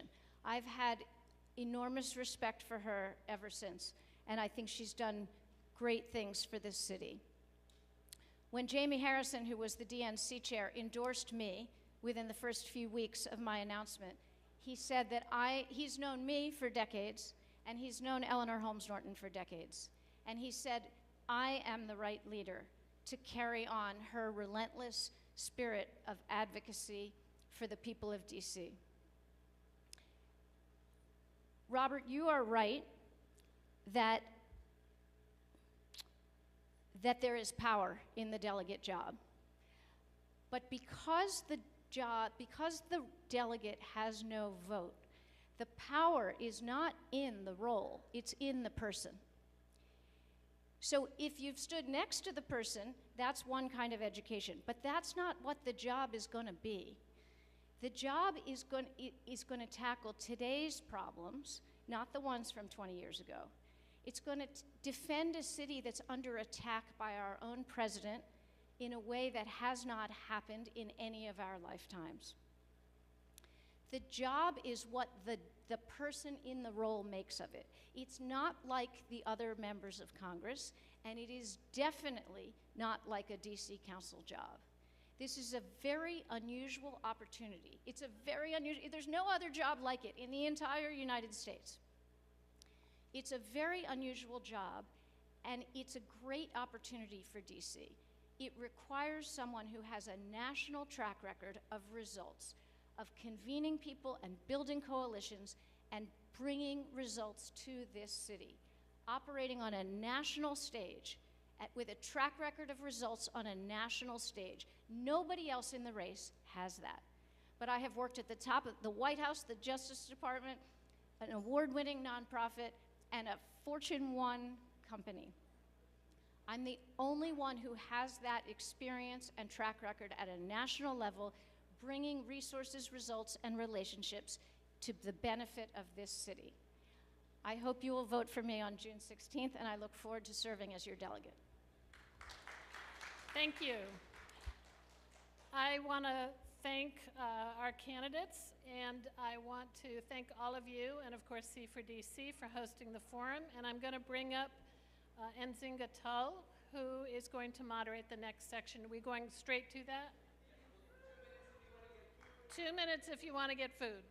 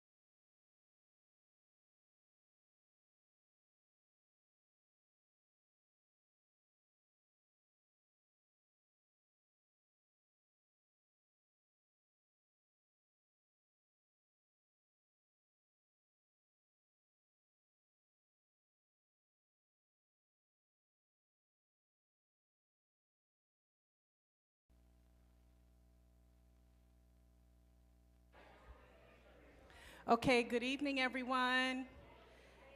If everyone could please take their seats so we can start our last panel for the evening.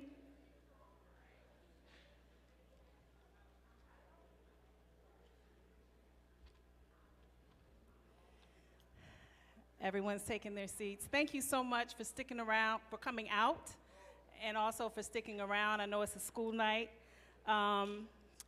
I am happy to moderate the panel for the DC Council Chair. In the interest of time, there are some descriptions of what the chair does, the impacts they have on education in DC, and that's on the back of the flyer that has the program. So we're going to jump right into questions. I'm very delighted to welcome Jack Evans, candidate for Council Chair. Yes, thank you, Jack, for being here and being on time. And Phil Mendelson also is on his way. He should be here momentarily, but we're going to go ahead and get started with the longer form questions, and then we'll pick up more later. Okay.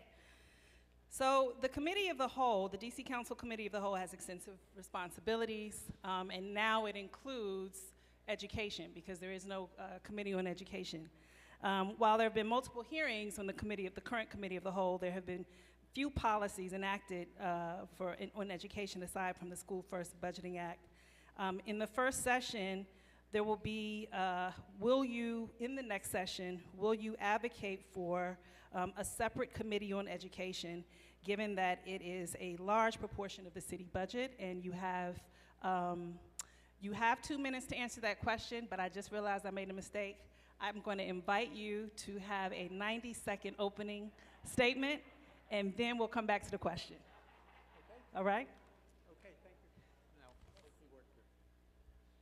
All right, there we go. Thank you very much, and good evening, everyone.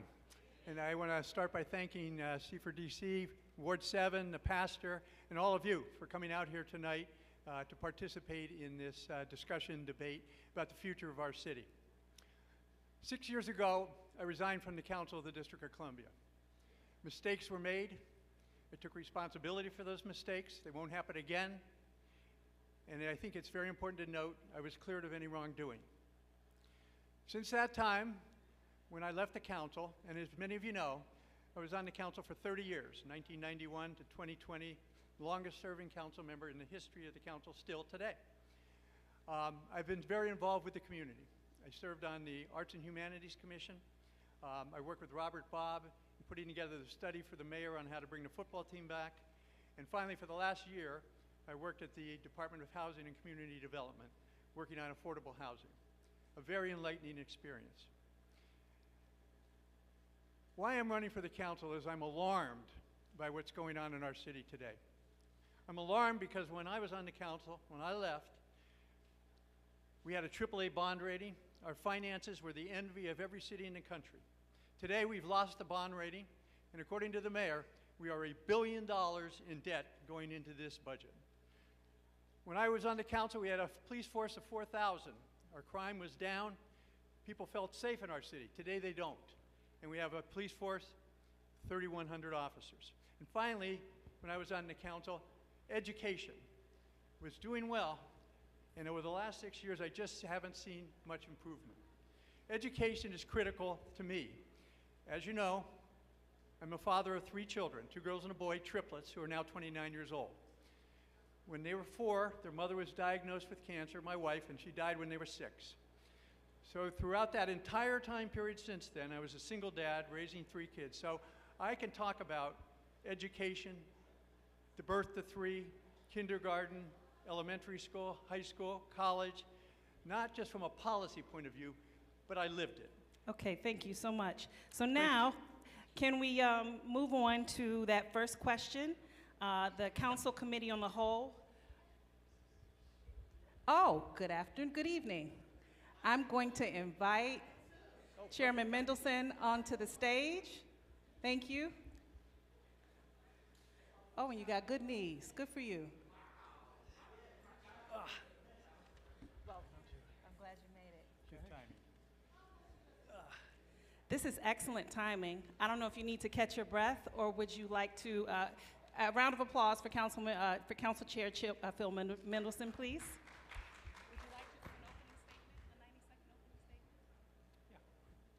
Okay, and he's going to do a 90-second opening statement now. Thank you.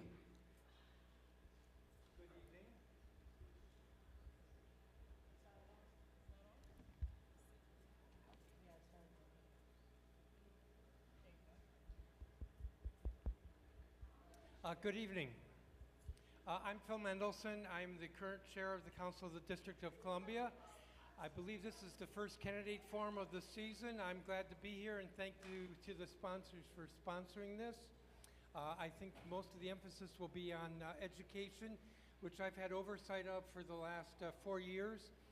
I think it's an area of our government that makes a big difference in terms of quality of life, as well as a long-term investment in improving outcomes for our children and for our community.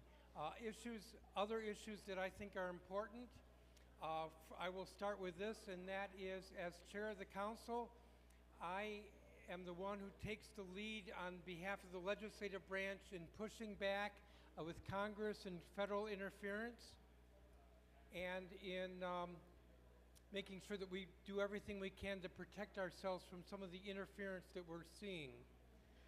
As the chair of the council, I also chair our committee of the whole. The committee of the whole, besides education, has the Department of Buildings, which is important. Oh my goodness, there's a timer. I have to get used to this. I can't see it either. The Department of Buildings, which makes a difference to all of us, both in terms of business activity as well as residents who want to just have decent homes, as well as renters with housing inspections. I look forward to the questions and the campaign, and I thank you all for being here. I will just end with, again, I'm Phil Mendelson, and I ask for your support in the primary election. Thank you. Thank you so much. Okay. So now the third time is the charm. Phil, I'm not sure if you heard this question, but the Committee of the Whole, as you know, has extensive responsibilities, and they're also covering education. We want to know from each of you, and I'll start with you, Mr. Evans, in the next session, will there be a separate committee on education, given that it is such a large proportion of the city budget? Okay, thank you very much. Neither Phil or I can see that. So I'm sorry, and I'll just let you know you have 2 minutes, and I'll help you, because I know that light is bright. Fill out the time or something. That'd be great.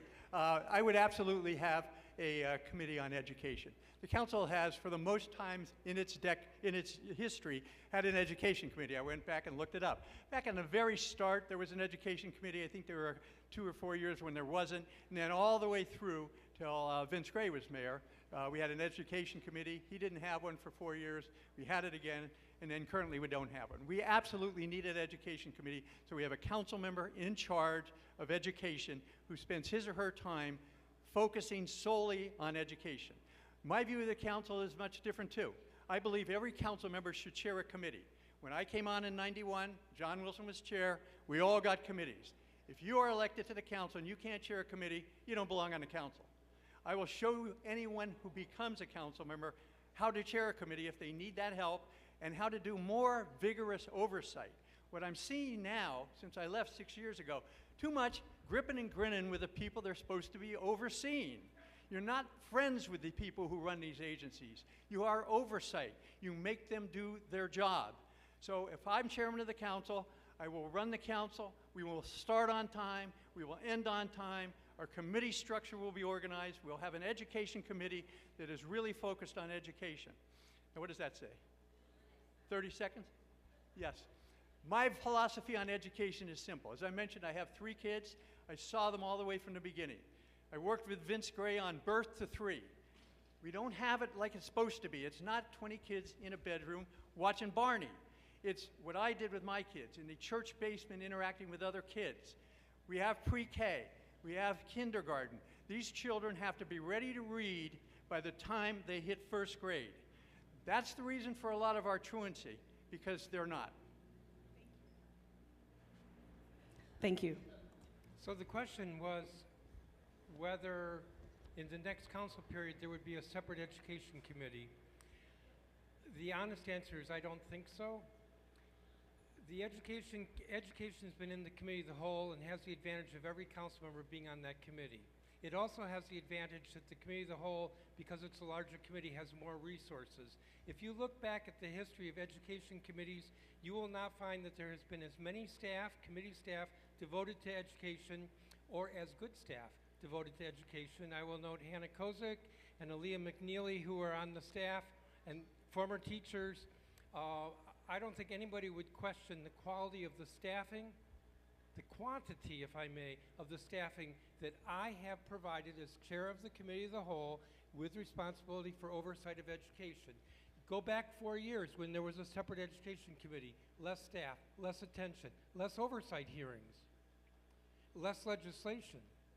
I would add as well, because this is true with other issues involving council organization, which, by the way, I think organization is not one of the more interesting things to talk about, but if you look at the different committees on the council, what you will see is that really the quality of the committee is in the quality of the chair of that committee. So we can have a separate committee on education and not a really good chair of that committee. And I would say if you look back over the last 20, when Jack first got elected, that folks were critical because of the quality of the chair of the committee. So it's not about where it is housed, but I think there's an advantage to all 12 members, all 13 members being on the education committee. Education is important. I kind of touched on that earlier, but since I have a couple of seconds left, my daughter went to DC public schools, by the way, Eaton and Deal and Ellington School of the Arts, and I value the quality of education. My time is up. I'll leave it there. Thank you. Thank you very much. The DC State Board of Education has a very limited authority and is constrained from even executing on the modest charge that they have. The State Board has proposed a series of modest reforms that will help them better serve the public, having the power to amend policies from OSSI, expanding data access. So these are not like an overhaul of the governance structure, but these are modest reforms that will help them to be more responsive to the constituents that they serve. As chairman, will you hold a hearing and potential vote on the State Board's recommendation to expand its modest authorities? And we do know that 10 or 12 council members have indicated that they would support this kind of legislation. So you have 2 minutes. Mr. Evans, please. Yeah. Okay, thank you. The answer is yes to that question. And remember, the panel before made a big deal, or the first one, about the candidates not answering the questions. So I will answer the questions, and the answer is yes. I was on the council, as again, back in '91 all the way till 2020, when the mayor took over the school system. I was on the council when it was chaotic, when we had a school board, when we had a mayor, when we had a council. We had a lot of this. Everybody blamed everybody else and nobody was getting done, which is the reason when Adrian Fenty became mayor, he took over the school system with the support of the council. And then we set up the state board. Now that was a while back, 20 years ago. So it is time to maybe modernize what the state board's role is. And the reforms I've looked at seem to make some sense. But I still support mayor control of the school system. Maybe it's not the best system, but I can tell you, it was a lot better than what we had before. The council, and particularly the chair, play a big role in this, because everything that the mayor proposes comes through the council. Again, why the committee is so important, because that committee will focus on that legislation. Right now in the chair's office, the chair has the old DCRA stuff, the CFO's office, the education committee, and a number of other things. It's too much to have in one place. That's why I would disperse it around to the 12 different committees, have the council members focus on those important parts of our city, and do the oversight, the vigorous oversight that's necessary. I'm just not seeing that getting done now. So, back to education again. I was talking about birth to 3. So important, kindergarten and pre-K, so when our children go in first grade, they can read, and by the time they have those 3rd grade tests, they're prepared. What I'm hearing and seeing from kids is, I'm not going to school because I don't understand what's going on in the classroom. It is so critical that our children at an early age, they're like sponges, they absorb things, have that exposure to education. If we don't do that, we are failing our children again and again and again. Thank you. So the timing of this question is great, because this morning I met with Scott Goldstein and talked about this bill that you're mentioning and whether we would have a hearing. We talked about the possibility of having a hearing. I also met with the Board of Education with regard to the issues that are in that bill and whether we would hold a hearing. So I haven't scheduled a hearing, but I certainly am concerned, as I conveyed to the people I met with today, with issues like access to data, and being able to do, the board being able to do more than just a yes or no vote when it comes to policy making with the Office of the State Superintendent. I will say, listening to the discussion here, there is some irony because I was one of 2 votes against mayoral takeover.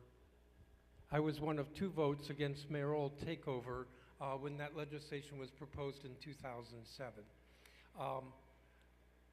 I also think there's some irony about talking about legislation such as birth to 3 that went through the council. What the council, in my view, does too often, which I do not like, because I think it is cynical, is they pass legislation like birth to 3 and then they don't fund it.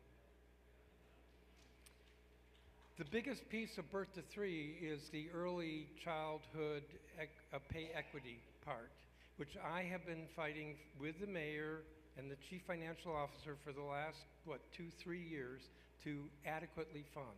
And I won't say that it's adequately funded because there's a shortfall, I think, of about $10 million. That policy is supposed to grow, but at least in the last several years, the last 2-3 years, the council has been funding it and struggling to get it adequately funded, unlike when birth to 3 was adopted and there was no effort to fund that legislation. I think I'll leave it there. Thank you. Thank you very much. We have a lot of wonderful young people who are watching online from home, so we're really happy that our youngest Washingtonians are plugged in and invested, and so this comes from our young people who are online. What is your exposure to the needs of Gen Z, Gen Alpha, and Gen Beta students? And Phil, I think we'll start with you this time, and you'll have 2 minutes on the clock. So I'm not going to stand here and pretend that I hang out with Gen Z and so forth, but I am sensitive to the fact, thank you, I am sensitive to the fact that in elected office, we have to be listening to all constituencies, including different age groups. I will note as well that because of that, we are scheduling another hearing on, just for youth. So any of you who are adults, sorry, you're not allowed to testify. I think it's Saturday, Wednesday or Thursday, March 19th, starting at, I believe it's 4 o'clock in the afternoon, after school, go on as long as we need to go on because of youth. This will be the second time we've done this. We did it last year to hear directly from youth with regard to their perspectives on education, schools, good teachers, bad schools, whatever, to get that perspective. I also try to be out in the community. It's another way I try to make myself accessible. In fact, I dare say that I think I have, as a council member, a reputation for being among the most, if not the most accessible of those who are on the council. Okay, and Jack, that question also for you. What's your exposure to the needs of young people? I can tell you right out of the box, I have 3 kids, 29 years old, but during their growing up stages, I had exposure to them and their friends in all aspects of what it was like to be a grade schooler, a teenager, a college student, and now a young adult. And when you're a single parent, like I am, Dad never goes away, always calling to see what's going on. And that's great. But I've also had exposure through various nieces, nephews, etc., and then just being in the city with friends and talking to them. So I have a very good understanding of what it is important for our children and how they get educated, and this is where we are letting them down. Every child in our school system should be evaluated. Right now, they're not. Every child should be evaluated to find out where they are and what their strengths and weaknesses are. My daughter, Christine, who is a fashion designer today, couldn't read, write, add, subtract. She was struggling, where my daughter, Catherine, was very good at that stuff. But we were able to very quickly find out about what the shortcomings were and how to address them. That's not what we're doing in our school system today. So I would propose that every one of our children in our system be sat down to figure out where they are and what we can do to help them be the best that they can possibly be. It's absolutely critical. And then finally, one of the other things as chairman that I will absolutely get done is vocational technical schools. I hear it all over the place. We used to have 11 of them in the city. Did anybody remember, like Bell and Armstrong and places like that, where our students who weren't necessarily headed to college would have an opportunity to learn a trade? And I can tell you, it's something that has widespread support in this city, and the school system and the council just doesn't even address it. And then finally, it's interesting, if you were here for the prior debates, what was never mentioned once, artificial intelligence. That is the key to the future of what's going on in our school system. Thank you so much. Okay. Our next question. The council approves the DC Public Education Master Facilities Plan. And we, as you know, we have a system of publicly managed DCPS schools within a larger lottery system with charter schools and application middle and high schools. But there's no plan that guarantees that DC maintains the facilities for that core system. We have a declining birth rate, and our city's problem of an increase in the number of open seats in schools throughout the city is continuing to get worse. And particularly when we're talking about tightening budgets and cutting back on really important supports, we have to be aware that there are a number of inefficiencies within the way that our facilities are managed. And so a number of our constituents would like to know what you would do as chairman to solidify the core DCPS system given the inefficiencies and excesses in capacity in our current ed landscape. And I'd like, Phil, for you to start. You would have 2 minutes to respond. Sure. So a number of years ago, the council, smartly in my view, required that there be a master facilities plan for all of our educational facilities so that we're actually planning, correlating enrollment, growth or decline in enrollment with facilities and what facilities we are spending millions of dollars to maintain or modernize. That all makes sense. The last facilities plan that we got from the executive was nothing but data and no plan. I had to push, because this was not when education was in the committee of the whole, I had to push that the chair of the education committee disapprove the plan. The idea of approving a plan that was not a plan, that was only data, in my view was abhorrent, so we disapproved it. I'm looking forward to a new administration because we will have a shot at getting a new plan and something that is actually we can rely on. I will say this, a challenge with having a good master facilities plan is that maybe it's going to tell the truth about what we have to do with schools and school facilities. And that can be unpopular. School closings are extremely unpopular, and it may be that there has to be some of that, whether it's on the charter side or on the DCPS side. So I think the fact that we do not have a master facilities plan for our schools is a problem, given the hundreds of millions of dollars that we are investing in our schools. I just want to add that I'm happy if anybody wants maybe afterwards talk about my daughter. She is an artist, and I will have pictures on my phone, and I'll be happy to share them. She's really a great artist. Thank you. We got to promote our kids, you know. What are you going to do? I'll give you Christine's card. She's online. You can buy stuff. So we're talking about facilities, right? Master facilities plan and where we should be. First of all, I have a difference with with Phil on this one. I would not close a school in this city. I've been through that a long time ago. All the schools we have, we're keeping. And our goal is to get children in the schools, not to close the schools. When I was on the council, they tried to close several schools in Ward 2. Hyde, Francis, and there was another one. And I fought with our neighbors, all remember, we kept open Francis, we kept open everything else, and they are now thriving schools. So that's a bad idea. All right, we have to wind the clock back. Sometimes I march down memory road. Facilities plan. Adrian Fenty and I were on the council, and we passed the School Modernization Act. It was to modernize all of our schools, because back then people were saying kids can't learn because the schools aren't modern. We knew that was ridiculous, but nonetheless, let's do it. Alan Liu, who is the builder of the stadiums, was put in charge by Vince Gray to get it done, and he did. We modernized the schools, but I remember at the time, I thought we set up a fund to keep them in the shape they're in. Politicians hate doing that because they want to show you something new and shiny, not something that looks just like it always looked, okay? So if we don't have that modernization fund in place to make sure that we keep the schools in good shape, then we got to do it again. That's critically important.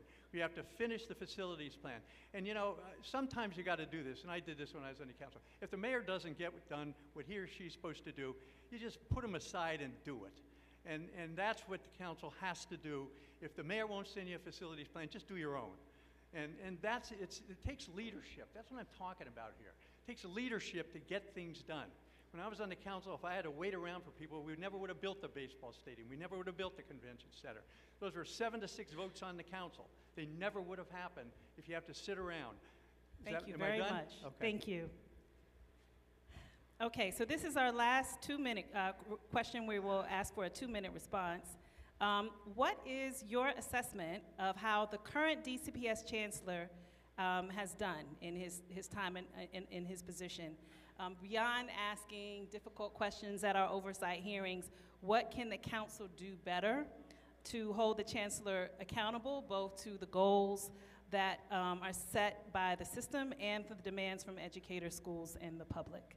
And Jack, can you start us off? You have 2 minutes. I'd say a C. I'm not happy with what's been going on here, certainly not in the last 6 years. So what do you do to change it? How do you change it? You do oversight on a year-round basis. I'm going to give you an example. When I was the finance chair of the city for 20 years, okay?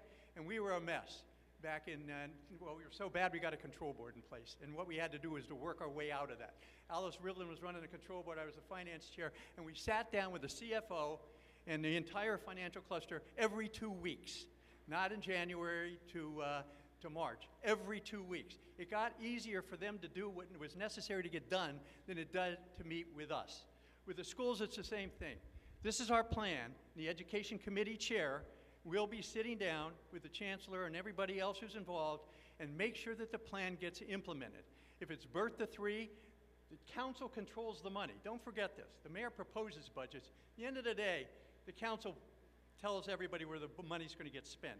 If it's not funded, then we fund it, and then we sit down with whoever's in charge to make sure that the program is working the way it should. And that's at every level of our society and in the students. There is nothing more important, and I go back to this.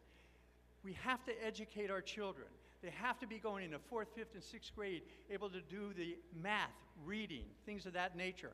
And there are now systems around the country that have gone back to the way it was when I was in school, teaching phonics, et cetera, and they're doing it very successfully. That's what we have to do. Thanks so much. Well, you can talk the talk. I think the question had to do with the chancellor. I'm not sure I want to say too much at a public forum.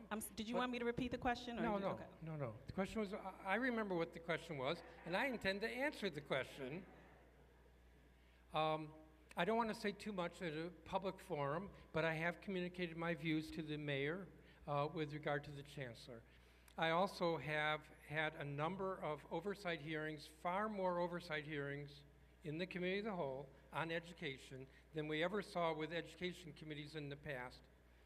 On academic achievement, what is the chancellor doing to improve academic achievement more quickly? I don't think it's great to boast that we are the fastest improving large city public education system when what we see in the assessment results is growth of 3 points, 4 points. When proficiency is somewhere around 50%, it should be much higher. Every child, the mission of DCPS, of our public education system, is every child has access to a high quality education, but we don't see that in the achievement results. We've had oversight hearings on that.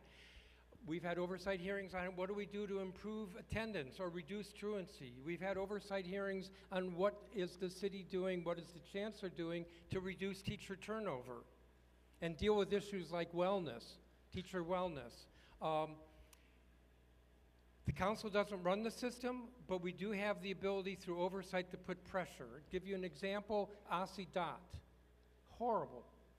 OSSI has been promising that it would provide GPS tracking to parents for years. We finally have made some progress because we've had multiple hearings month after month in the last few months to force the OSSI to get that contract. There is not the inspiration from the top that there needs to be. What I see with DCPS is that there are teachers in every school who are committed to educating kids. Thank you and very that's much. why we're doing as well as we are doing, but not the inspiration from the top. Thank you. So we're going to move into our 1-minute questions as we close out this panel. And Jack, I'll ask you to start off. And this round, the responses are all 1 minute. The first question, what are your top 3 priorities for pre-K through 12 public education in the next council session? The top 3 priorities, I've mentioned them, so I'm going to do it again. Birth to 3 is critical. Early childhood education is critical. Evaluating every student we have in our school system to see what they need to be the most successful they can be. We have to talk about the kids, okay? That's critical. You know, I got 3 questionnaires already on education. And nowhere in the questionnaires are they talking about the kids. It's always about the money or something else.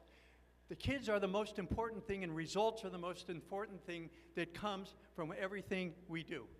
So I want to give you a little anecdotal thing. I was chairman of the board of WMATA Metro for 5 years, okay? And I used to go to the meetings, and I finally figured out what WMATA stood for. We meet and talk a lot, okay? That's what it stood for. And I was done with that. We had to get things done.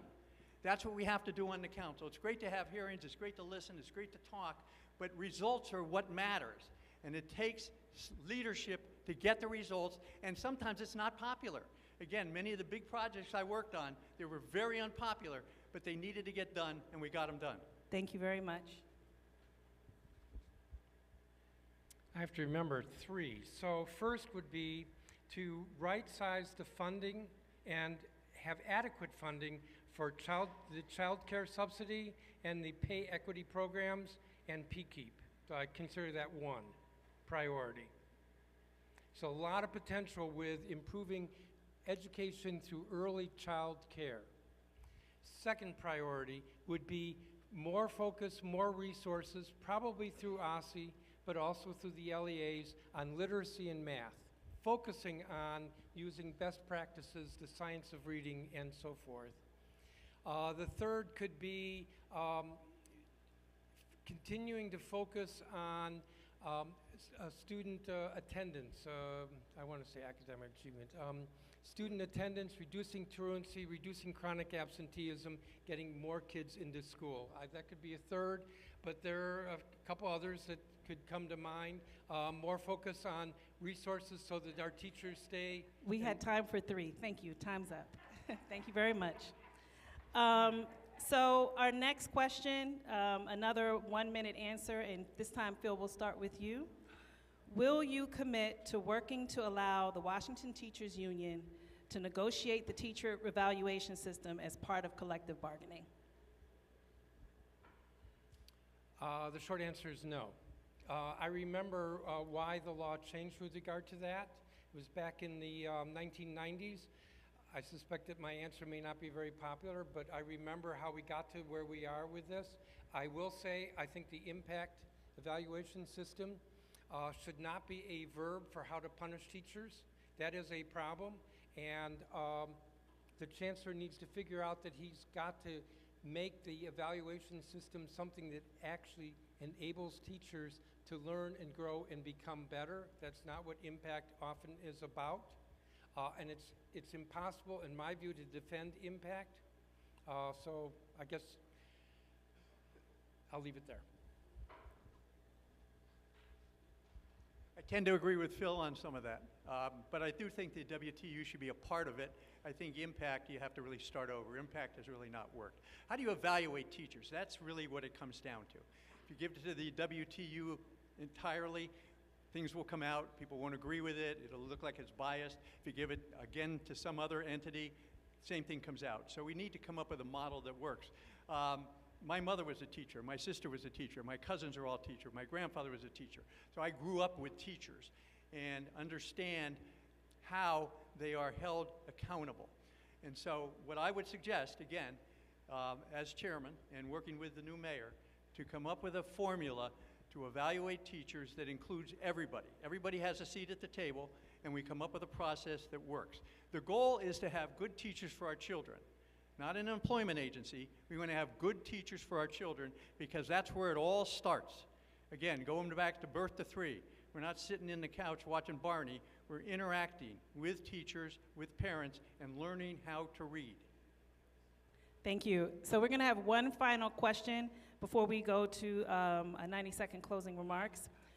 What will you do to ensure that ICE cannot enter schools, school grounds, and public transportation infrastructure so kids can get to and from school safely, freely, and without fear of harassment and harm from ICE? Phil, we'll start with you. Well, this is a difficult question because on the one hand, it's very important, right? We do not like the kind of harassment and tactics and illegal actions by ICE. None of us want that. On the other hand, the District of Columbia government does not control federal agencies. We do not control ICE.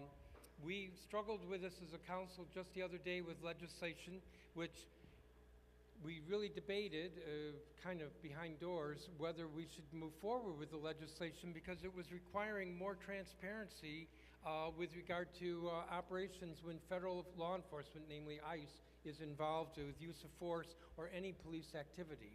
We went ahead and we voted unanimously on the legislation, but there's only so much we can do with regard to controlling ICE. When there was that incident outside, I think it was DC Bilingual, I myself filed a complaint with the Office of Police Complaints.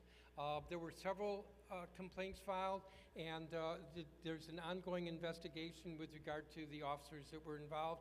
I assume you know what I'm talking about, and if you don't, my time is up. I mean, none of us want to see ICE in our schools. None of us want to see ICE outside or around our schools. Thank you. Neither ICE nor the National Guard should be in our city. It's ridiculous. Gone, okay? National Guard especially. I dealt with this a long time ago when Sharon was the mayor. The National Guard is a disaster waiting to happen. Either they're going to shoot somebody or somebody's going to shoot them. Remember Kent State, Jackson State. That's what goes wrong, and something happened here. Now, I would take a different approach than anybody you've heard tonight. It doesn't help to protest. It doesn't help to say, ain't it awful? I'd go see the president. I'd go see Trump, who is the president. I know him from working with him on the hotel and in the Wharton School. And I would sit down with him and explain to him why having ICE and the National Guard in my city is a terrible idea, and I believe we could get them out. That's the first thing I'd do. Secondly, if that doesn't happen, I will guarantee you that ICE will not be interfering with our schools, with our children on their way to school, if I have to have them escorted by our police to get to school, to keep them safe. There is nothing more important for children to feel safe. Let me tell you, I know firsthand what it's like for children when they don't feel safe. Thank you so much. Well, thank you both, gentlemen. I think we're at time, and Phil, we'll start with you. We have 90 seconds for a closing statement. You know, it's difficult in a minute or even in 2 minutes to say a lot. It's good training for us. I will say this. I appreciate that this forum has been about education. I think education is one of the key services that government delivers because it provides the opportunity for every child, regardless of their income, their background, to learn and get the skills so that they can go on and become an adult in whatever they want to do. That's what, in my view, public education is about. I can't say that we've been successful about it because there are too many kids who are not succeeding when they come out of our public education system, and I would say more, but I'm going to get the clock on me in a second. I think that education and my focus on education is especially important because I care about our social justice issues in this city. And we cannot buy our way out of those problems. We have to invest in training our way out of those problems. It's a funny way to put it, but if you think about it, kids who can learn and graduate from high school with a diploma that is meaningful have a chance of getting a job and a better paying job than if they drop out. And kids who are doing well in school probably are not stealing cars. And kids who are doing well in school and get a diploma have a chance of going to college and getting an even better job and getting the kind of income that closes the wealth gap. so many of our social problems are linked to education, and education could be the key, the long-term strategy to improve our society. Thank you very much. Well, first of all, I want to thank all of you for staying out here late at night. It's raining out, and here you are. So thank you for being here, and thank you for listening to us. And thank the church for hosting us, and all the groups that sponsored us. It's a real opportunity. I want to point out that the chairman of the Council of the District of Columbia is arguably the most powerful person in the city, more so even than the mayor. As I pointed out earlier, the mayor proposes things, but the council disposes. We make the decisions. And that's why whoever holds this job as the next chairman is critically important. And I told you, I'm running for this because I'm alarmed at where the city is. I'm alarmed that our finances, which had a AAA rating, were the envy of everybody in the country, we now have $1 billion shortfall. I'm alarmed that our police department went from 3,800 to 3,100 officers, and that we had a million hours, now hours, not dollars, 1 million hours overtime last year at $70 an hour. That's $70 million. We could have hired 1,000 officers for that. I'm alarmed at the school system. You know, when we did this exercise of taking over the schools back in 19 whatever, or 20 whatever it was, 27, I had high hopes. We all did. We all had high hopes. This was going to work. We have pumped billions of dollars into the school system. The budget of the education cluster is $4 billion. So it wasn't money. We modernized the school. So what went wrong? And it goes back to what I was saying. There's not a lot of hands-on the kids. You know, we have to make sure that our children are being educated, and that's hard work. Spending money is easy. It's hard work to educate the kids, and as chairman of the council, I'm going to guarantee that that happens. Thank you very much, and I would appreciate your vote. Thank you both. Good evening. Thank you. All right, we want to thank our council chair candidates. Thank you so much for coming this evening. And all of the candidates who came throughout the evening for mayor, for delegate to Congress, and for council chair. Thank you very much.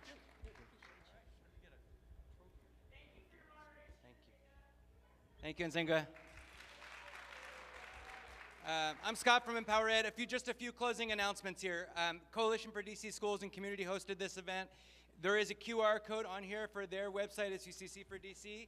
And if you go there, that is where you will find the questionnaires once they are posted after March 9th for all of the races, not just including the 3 we did tonight, but for candidates for all of the races. In addition, I want to thank Linella's Catering for the food that they provided. Please take some with you so we can finish that off.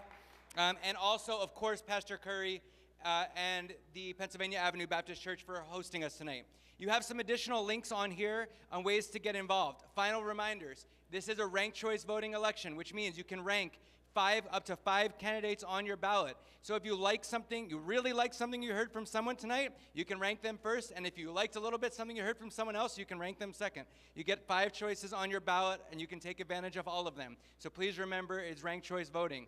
Additionally, there will be many opportunities to get involved between now and then. And if you're interested in who is going to win these elections because of education issues, remember there's other ways to get involved in education issues every day to support our students. You can check those out on the program here. Again, thank you so much for coming out. Please stay involved, not just in the election, but in our education system. And we thank you all for being here.